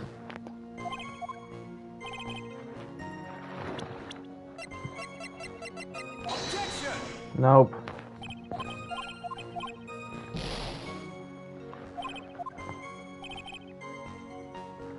Wait, didn't you see Phoenix Wright? There we go. There we go. I knew he saw Phoenix Wright. I let someone say so I can get back on my flipping points. Boom. And boom. Lady Butts, I can understand why you want to throw your life away. You're pretty pathetic and it caused all sorts of trouble. I'm sorry, but having realized just how much of a nuisance you have been, that could be considered a step in the right direction. Edgy, are you trying to console me? It certainly doesn't sound that way to me. However, I cannot forgive you for simply turning away from the instance you create. Wow, you're totally penis on me. I mean, you did see Phoenix right.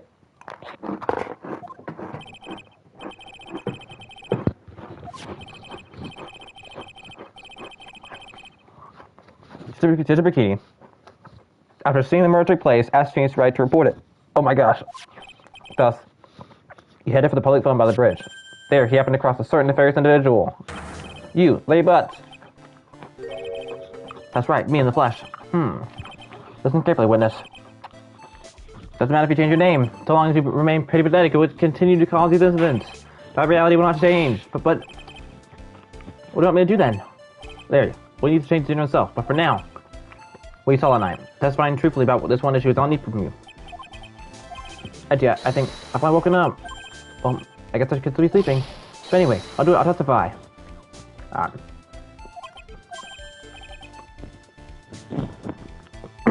Well, I'm not sure this will go especially well. I'll ask again then, witness. What did you see on the night of the murder?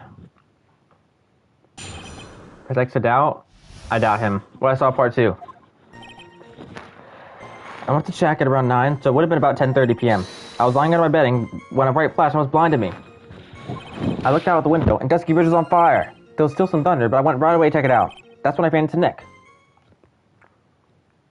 You certainly saw quite a lot, didn't you? So, what happened to the bridge after it caught on fire? I wonder if Phoenix Wright's going to be a witness for this case whenever he gets better. It was like me after the 3-day stint chasing a girl. Because here's the thing. We still have a crazy amount of witnesses, man.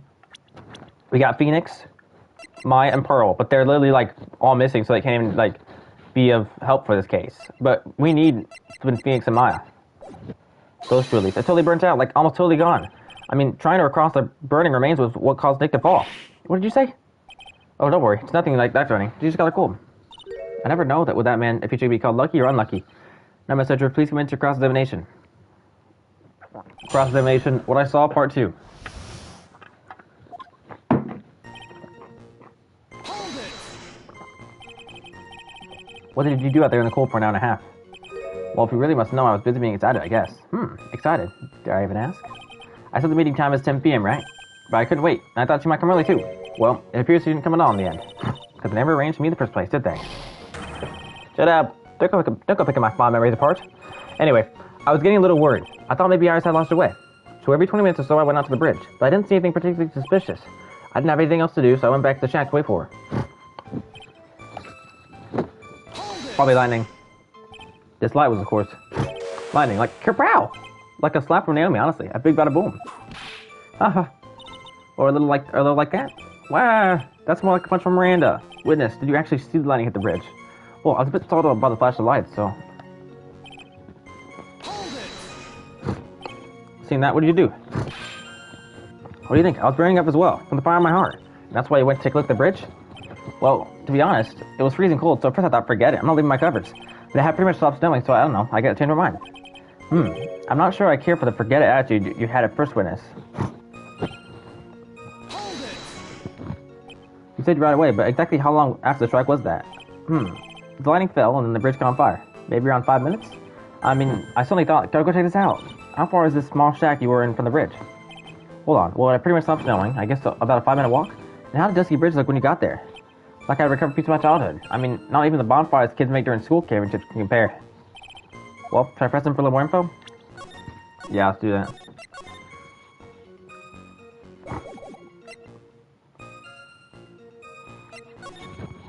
So you suddenly thought to check out the bridge? Does this mean that you initially had no intention of doing so? Well, yeah, I guess it does. It was really cold. I didn't really want to go out there. If that's the case, why did you change your mind? I'd like to hear your reasoning. In which case, please give testimony that's like witness. My reasoning, okay, reasoning is it? I'm gonna press and see the other thing too. Just to be safe.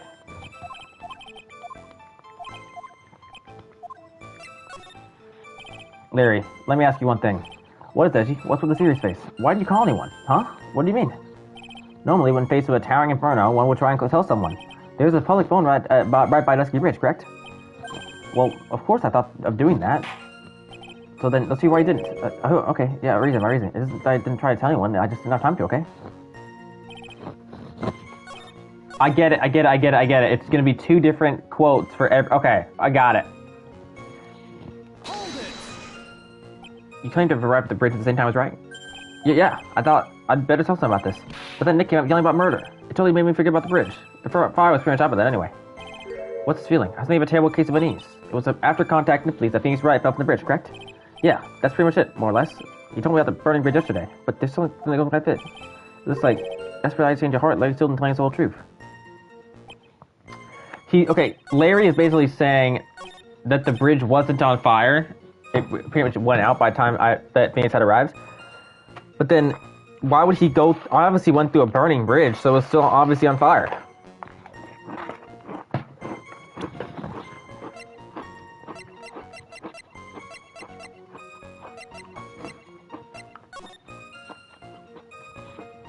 This again? Make a save right here. I guess the weather report again? Boom! Your very existence being in contradiction. I'm not sure if you can grasp this or not. Well, hey, Edgy, you make it sound like some sort of alien, but your testimony is conclusively contradictory. The problem here is time. I've never been the best timekeeper, you know? 3 minutes after Billy leaves on foot, you follow him on your bicycle. How long does it take you for you to catch up with him? Tear with those.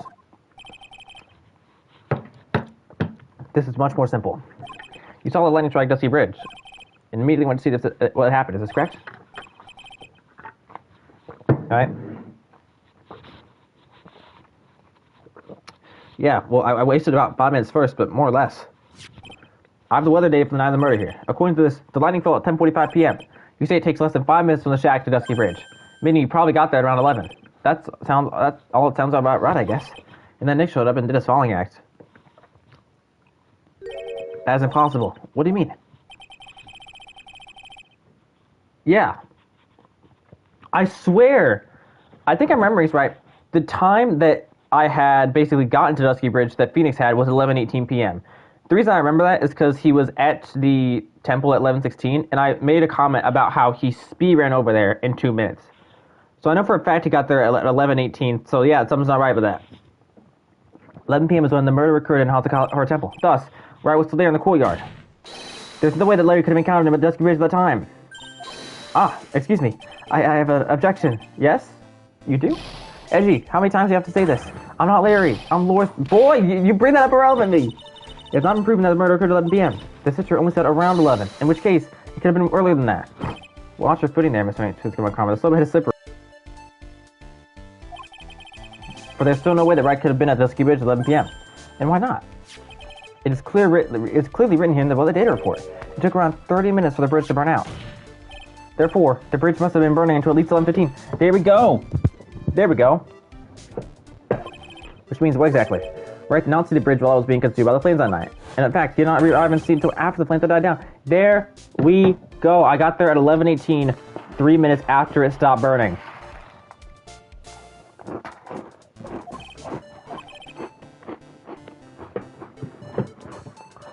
Larry, you arrived at the bridge at 11 p.m., but Wright did not make it there until at least 11:15. I suggest you stop hiding and tell us the whole truth now. Then. What happened in these missing 15 minutes? It's like I just got really woken up by Twit's flashback. Guess I was sleeping after all. Boy, you're not sleeping outside. So it was a missing 15 minutes prior to meeting Phoenix Wright. I don't really see that as much of a problem. Yeah, not much of a problem at all. Really? The bridge is burning before your eyes, and there's a phone right next to it. Why, then, did you not report the accident? Yes, witness, why didn't you? Were you there simply to watch the bridge burn?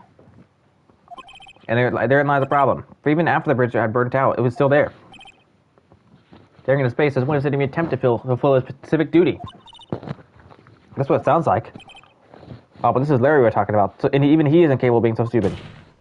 Which means there has to be a reason for his inaction. Edgy. I think it's about time I got serious with you, dude. Oh, really now? Just as I thought. You've been playing with us all this time. Something's going on with Larry this time. And I'm not talking his normal antics, y'all. He had 5 cycle locks yesterday, and I haven't been able to talk to him since. 5 cycle locks. That's a lot. Listen, I'm going to tell you everything. Are you sure you want to hear it all? Yes. I may really say this time. Really. Then say it. We will. I have a terrible feeling about this. However, let's have the witness finally give us the whole truth. Now, for this 15-minute gap, what were you doing, witness? Witness testimony. The missing 15 minutes. Yes. He's acting way too serious right now.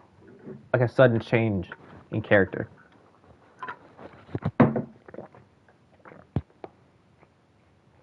All I'm going to say is, Larry Butts, I'm on to you.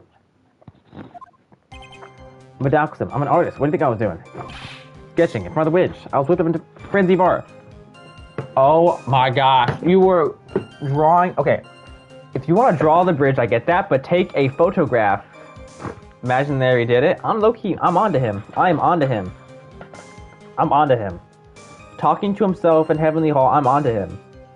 He's not as stupid as he normally is. He's trying to act stupid, I feel like. I'd say my main suspect right now is probably Larry Butts. Just being real, I mean, the only people we've met so far are these people. So either none of these people are the actual killer. I mean, my sister Bikini too. But she has back pain, so I don't know if it's actually her that did the killing. No. My two suspects now are Larry and Bikini, my main suspect being Larry. What's Godot here if he's not even active in the case right now? The shock and awe that I was feeling, I transferred it all directly on the page. Before I realized it, the flames had gone out and then he kept running up. Because I think no one would ever predict Larry to be a killer in one of these cases. No one would ever predict it. No one would ever predict it, let's be real here. So I'm a bit onto you. I'm onto you.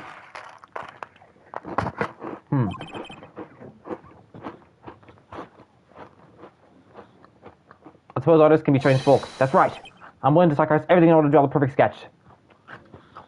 This could be another guilty client case. I don't think so. I don't get it. I don't think so. I'm not gonna... I mean, we're still very early on in this case. I'm gonna wait for more info. It just doesn't seem like it right now for me. Because there wouldn't be this many contradictions if it was her. You know what I'm saying? Including the truth from the sound of it. Miss Edgeworth, has this removed the last of your doubts? Not at all, Your Honor. One very large doubt still remains. And what would that be? This is a surprisingly believable story, especially considering the source. So why do you think he needed to hide it from us until now? I intend to drag the reason out of him. Ha ha ha. You'll regret this, Edgy. You'll regret this, huh?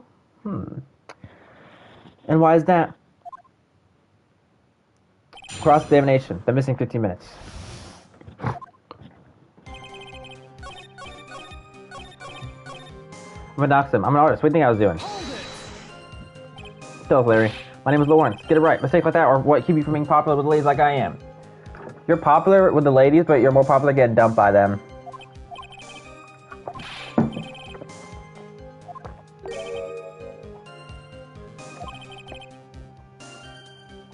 Then you are an artist? Of course, I'm an artist. The real thing. Yet again, that's what he calls himself. Names mean nothing. There's only one issue I care to discuss. What were you doing? That is a very big issue indeed. Sketching in front of the bridge. I'll switch into a frenzy of art. This case is literally 10 out. This is like Ozymandias. This case is literally Ozymandias, bro. This is Ozymandias. Sketching. The burning bridge? The burning bridge and everything that came with it. What? Came with it? You want to hear my lips, do you, Edgy? I really don't like that face you're making right now, man. The way that you go from all playful and joyful to serious. Just like that. Flipping... What's the word? Snap.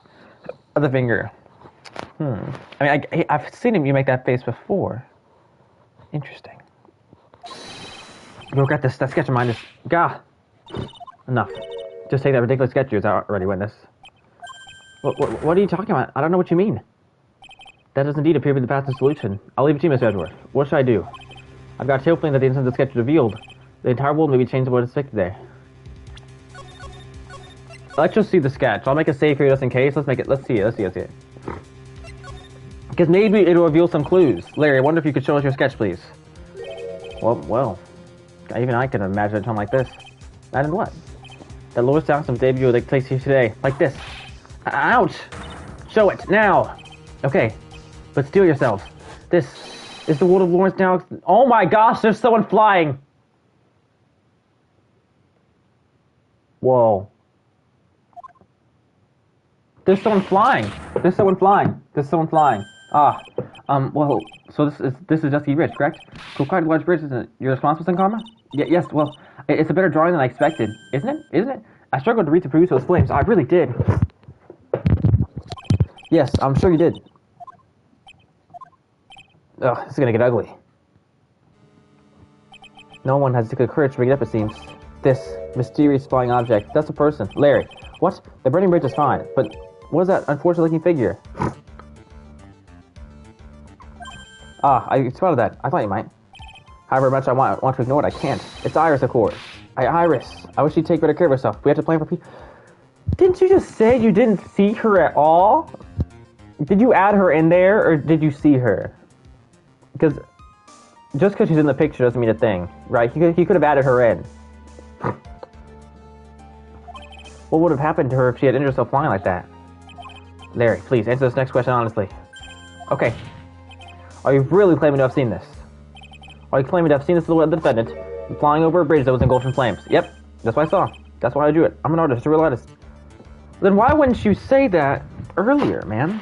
Come on now. Are you high? The girl, she's really high up in the picture. They're accusing bro being high. Gotta keep it PG for the kids.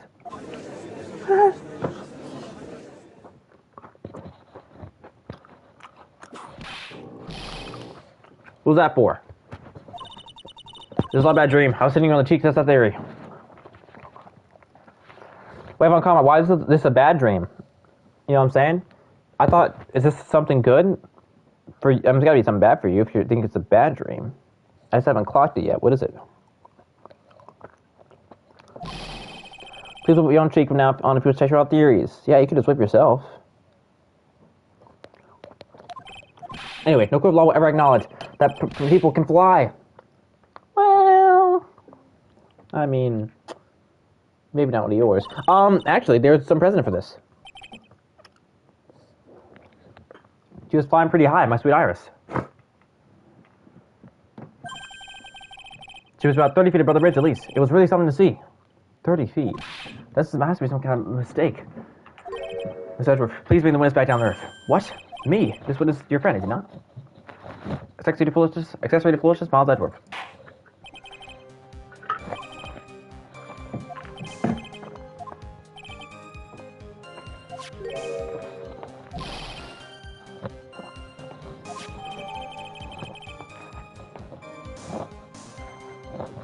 Larry sketch added the corrected.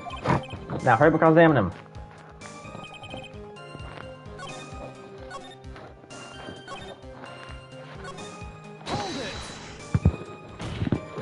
Just where did you see the sight from? Hey, no need to shout. When I was lying in bed in that rundown shack, the crack of the lightning bolt made me realize that the bridge was burning. I just watched it for a while from there, thinking how nicely it was burning. Then after about 5 minutes, I saw it. The defendant flying? That's right. That's when I decided to go to the bridge. I see. That makes sense. Aside from the sketch itself. Yes, the sketch doesn't make any sense. I just need to convince the artist that his work is ludicrous.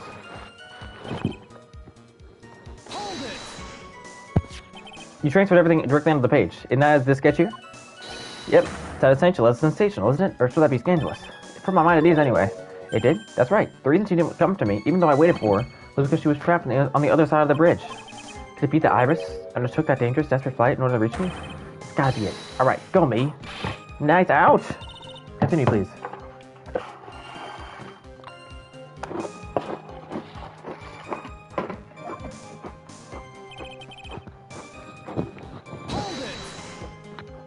You forgot the passage of time that I sent to you? Well, once I get caught with stuff, I tend to forget everything else. That's true. It's always been that way. I guess you're not lying about that, at least. Phoenix Wright appeared on the scene after 1:15. If he was drawing until then, that's still about doubts. Aside from doubts of his humanity, eh? There's a big clue waiting for you in this cross-examination. Alright.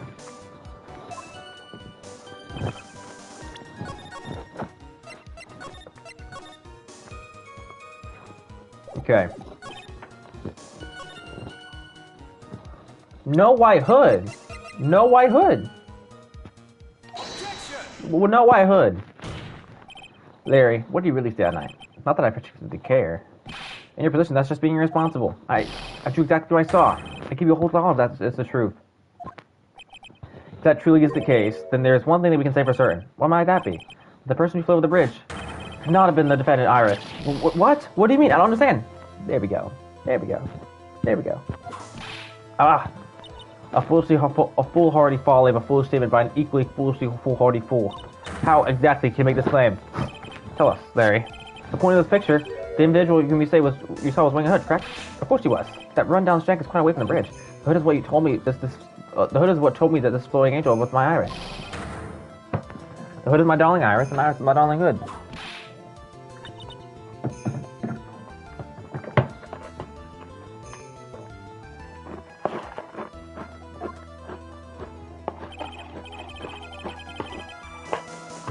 Larry, there's something you need to be made aware of.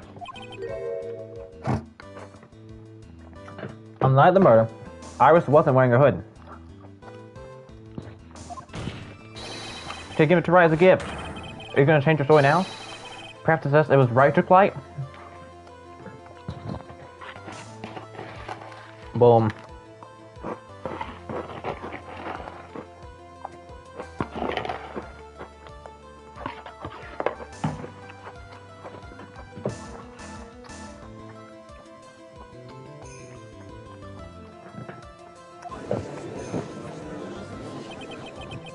What are you talking about? I think you understand what I mean just fine. Why? Why did Nick have a virus in his hood? What? Edgy, what's going on with the ice and Nick? Why you, Nick? You dog!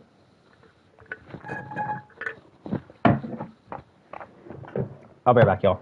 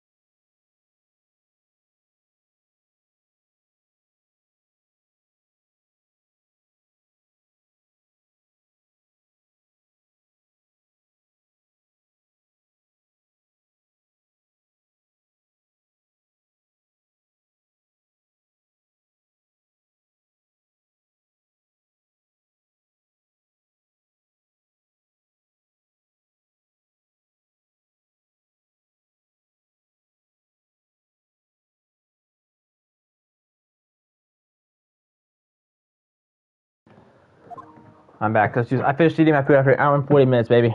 I got a water bottle left, though. I do believe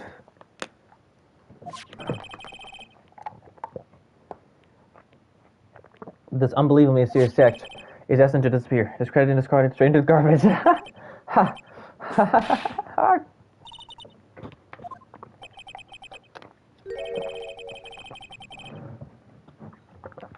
Feels like I'm waiting 25 years for this area to come. Edgy, take the desk. If it please stupefy you. What? What is the meaning of the outburst, witness? I hate to have to do this, but definitive evidence. Definitive evidence. Iris did indeed come flying over the Running Bridge, and I will douse them to prove it. Go ahead.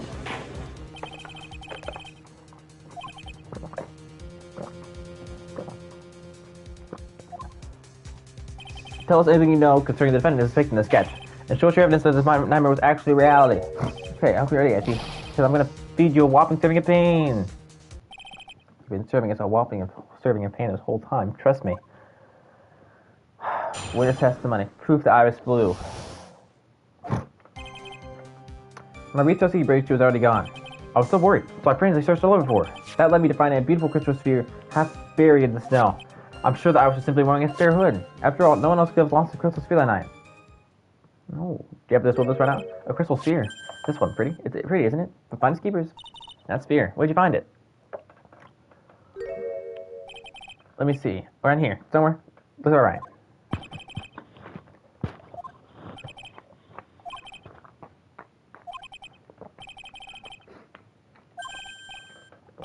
I went back afterwards. Something on. Oh my, it's blood. What? Blood? Crystal sphere out of the record. You ready, Edgy? By tomorrow morning, you'll be calling me Master Larry. Yeah, by the sound of that, no one's gonna push me around anymore. That's true. Cross-examination, prove that I was flew.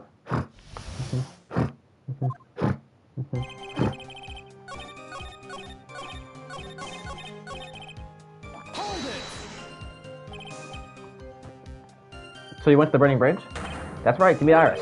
She actually flew to get to me. The least I could do was meet her halfway. But the defendant was not at the bridge when we got over there, you see? I guess she went back to Hazard Temple. She's a girl after all. She must have wanted to look her best.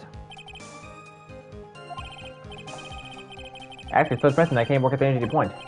So what do you do next? Hold it! So you searched all over for her. She was flying pretty high, you know. I thought maybe she was supposed on our landing, I heard. Hey, that's one possible. Also, when I headed out to the shack the first time, I was snacking on a banana. I was pretty sure I threw the peels away somewhere around there, so you know. Can one guy really be this stupid? So, did you find any signs of our so-called landing? I don't really remember. I kept on falling over myself, and I kind of lost it for a while there. You fall over yourself? Yeah. The sun was deep, and there was even been up out there. Yep, they're stupid, and then there's their butts.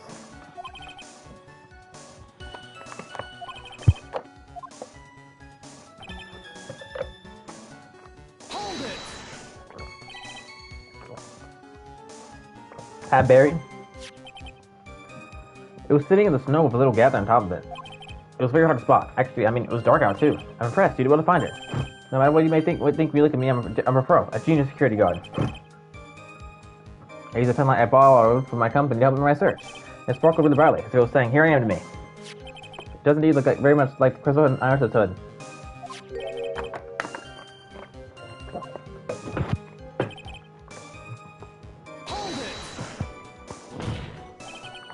Each one is assigned their own hood, and they're assigned only one. I don't know anything about that, okay? And Iris is special, right, dude? Even if she's a seal hood, I'll forgive her. This is getting us nowhere. A destination for the day, it seems. However, this crystal sphere is found near the bridge as a fact. If it didn't come from the hood, where could it have come from? That's the question I need to answer.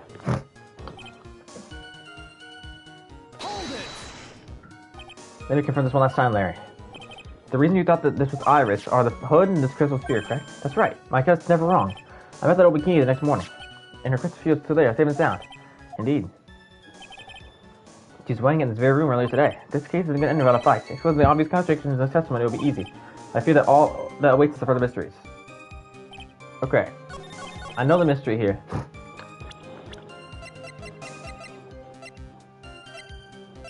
The pros one? Let's seek evidence.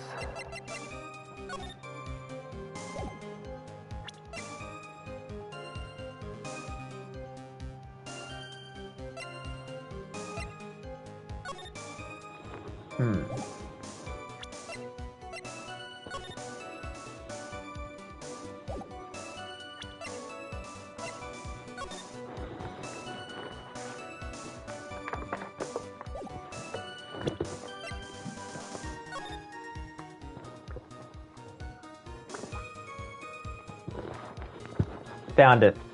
Elise had a sphere. Got it, baby. Woo! One of the reasons I love this game is that you do all the research, you go over all the evidence, and you look and you see, okay, this is the contradiction, I finally found it, and then you hear the music go away, and then you know you found some. Larry, that night there was someone. Someone lost a crystal sphere. That there was. Who? Who was the stupid idiot? Miss Lee doxed him. The mentor to a stupid idiot. The victim. I have a photo over here. And on the end of her staff, you can see her familiar-looking crystal sphere. Hey, that's my photograph. Give it back. Ouch!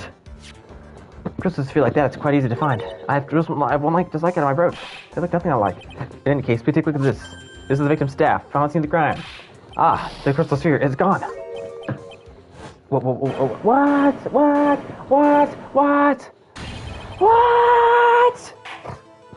Just what does this mean? If anyone jumped or flew across the bridge that night, it certainly was not Iris after all. She was not wearing her hood. More importantly, the crystal sphere found laying site was not hers either. So why was... Okay. So, Elise... That means the one who flew and dropped the sphere was the victim, basically Dawson. Okay. She was dead at like 11 p.m. Elise was dead at like 11 p.m., right? But then how would she have flown over the bridge at like 11:15? This is a crazy mystery if she really was flying. How would that happen? Objection! Yes, Von Karma? A fool alongside another fool. On a fool's errand to reach a fool's conclusion. First of all, this sketch, which I prefer to call a scribble, is ridiculous. People cannot fly, thus is rejected. You can't do that. I said, it is! And this crystal sphere, this is nothing more than a red herring. You honestly believe that? Give it some thought, and I'm sure you realize that as well Miles Edgeworth. Elise Knoxon was in a room on that in the murder. There was no reason for her to go to Dusky Bridge. Therefore, this sphere cannot be related to this case, that's all. The judge is going to buy everything she says.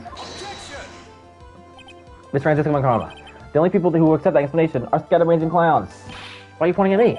The victim's crystal sphere was found near the bridge on the night of the murder. You expect us to believe this has nothing to do with the case? Yes? That crystal sphere. It was probably thrown away at the bridge after the murder. After the murder? There's blood on the crystal sphere, isn't there? This naturally suggests that it was thrown away after the murder took place. The killer placed it there to throw their investigation off the scent. That actually does make sense, I'll give her that. Just for the exact same reason that he drew that ridiculous sketch. What? You mean I'm the killer? No way! All joking aside, just when this crystal sphere appeared at the foot of the bridge. Unless this can be proven in some way, I refuse to believe this related to the case. She makes a valid point. There's no evidence that at least Doubts left Hazakura Temple that night. However, if somehow this crystal sphere can be proven to have been dropped before the victim was killed, then this case is going to transform into something else entirely. I'm just these. Your response, Mr. Edgeworth? I want your final opinion on the disposition of this crystal sphere. If it's not related to the case, and this witness who you called will have been nothing more than a monumental waste of time. Let's do this. Prepare yourself for some very appropriate punishment, Miles Edgeworth. Can I prove it? Can I prove that the crystal sphere... Of course I can, man. Let's do this thing. Can I prove it? This ends the issue. Just simply prove it. That's the only option. That's what he'd do. That's the way Phoenix Wright would do this. Your Honor, allow me to prove something to you. I will prove that this crystal sphere is the vital link to solving this case. You will do what? That look in your eyes. You remind me of Phoenix Wright when he is cornered. That should have come as no surprise. Because right now, I am Phoenix Wright, and I'm cornered. I already need to present your evidence, Miles Edgeworth. Mr. Edgeworth. Alright, make another save. I'm gonna look... Okay, how much ore will it be if I get this first try? Evidence that proves the crystal sphere was indeed dropped before the murder. It's showing this photo in the background for some reason.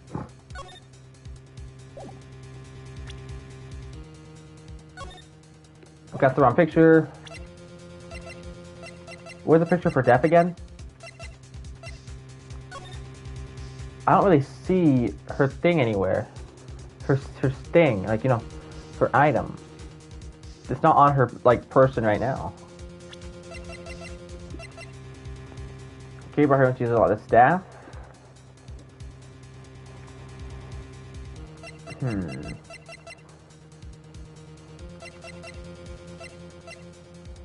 that! This crystal sphere. It was half buried in the snow, correct? Okay, I got it right. I knew that the picture was there for some reason. Boom, that's what I present. That's right. If it hadn't stopped snowing, then it would have been game over. Snow would have totally covered it. That's all I need to hear from you, Larry. Your testimony makes one thing quite clear. But what? When the crystal sphere was dropped, it was snowing, even if it was ever so slightly. Snowing. On the other hand, let us look at the scene of the murder. As proven earlier today, there is no snow on the victim's body. Ah.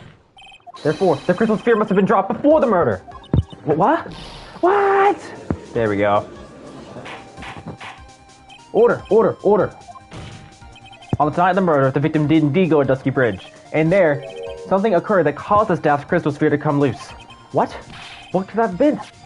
This sphere, there's some blood on it, isn't there? Allow me to raise a certain possibility at this junction. The real crime scene was near the foot of Dusky Bridge.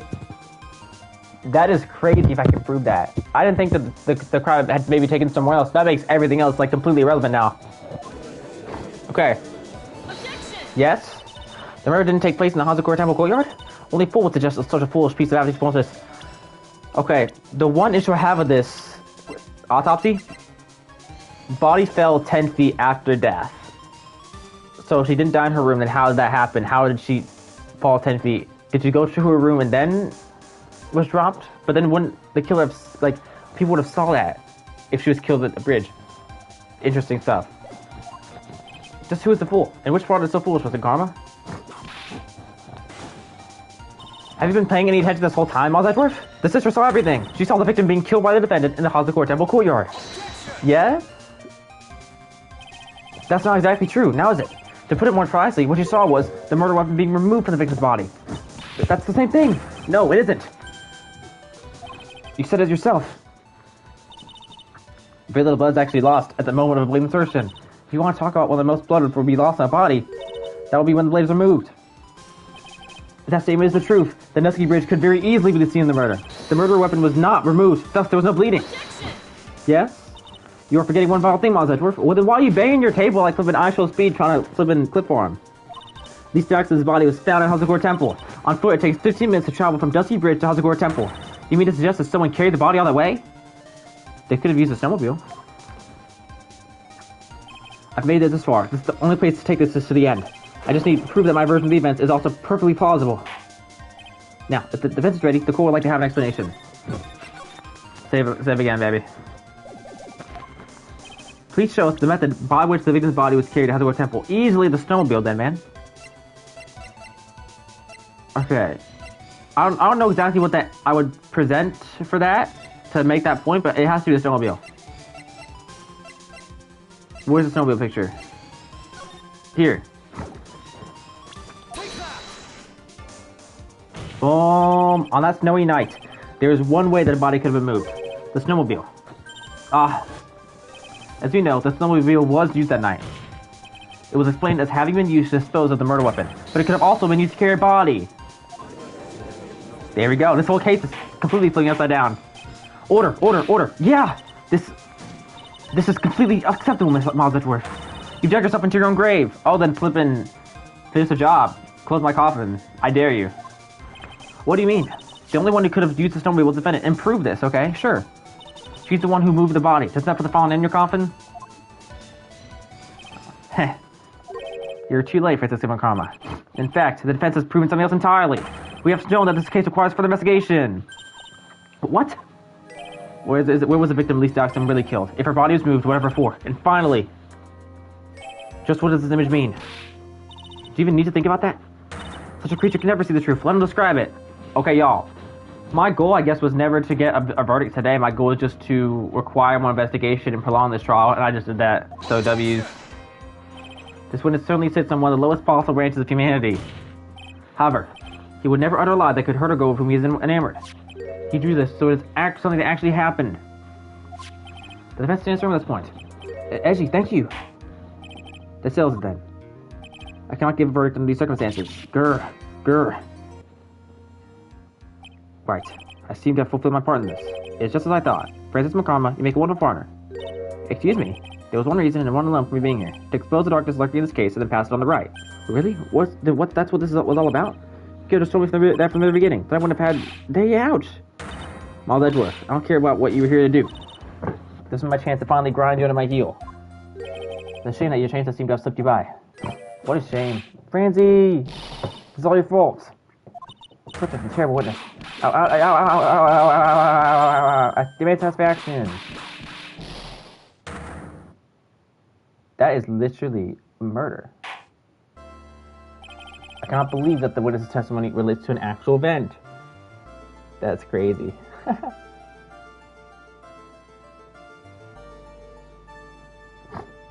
However, there has to be some sort of answer for the questions it raises. Have his words here today been the truth or lies? Lies, man, Psycholox.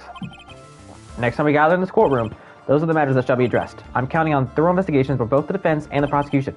And with this, the rest is up to you, right? Court now adjourned. There we go. Alright, so Edgeworth just clutched up and literally did it for me. Got me to this point, and now I'm ready to get back at Phoenix Wright's. I guess that's what's gonna happen, and then flip and take things from here.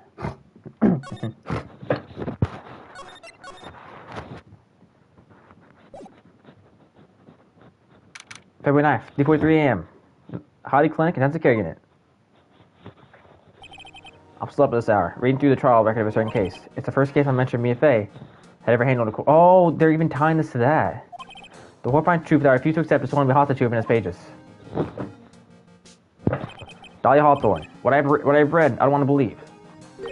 What is written here? This isn't the Dahlia I know. I knew. After falling into the river, I was somehow miraculously saved. I ended up catching a cold that seemed to knock me out in the wooden back.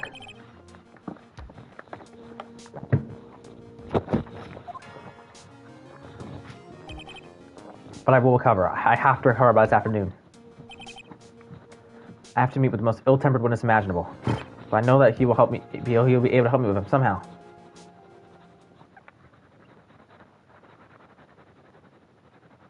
February 9th, 2:43 p.m. Dusky Bridge.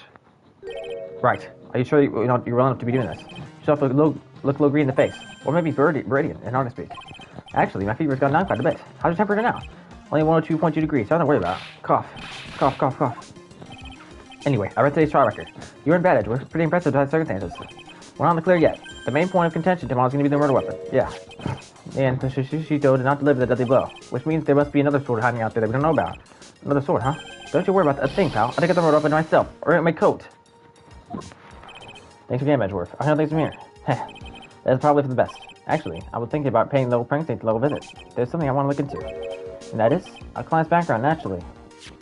You mean Iris, sir? I have the feeling we met before. All I want is confirmation, one way or the other. And since I probably won't be getting that from you, I'm sorry, Edgeworth. I bid you adieu, right? Take care.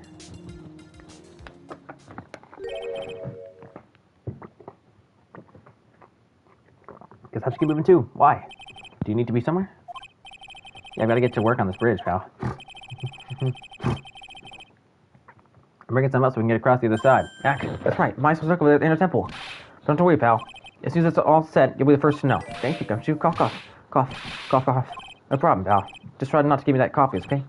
Alright, I'm off. Hang in there, Maya. We'll get you, I promise. But in the meantime, I gotta get you to collect the evidence. Okay.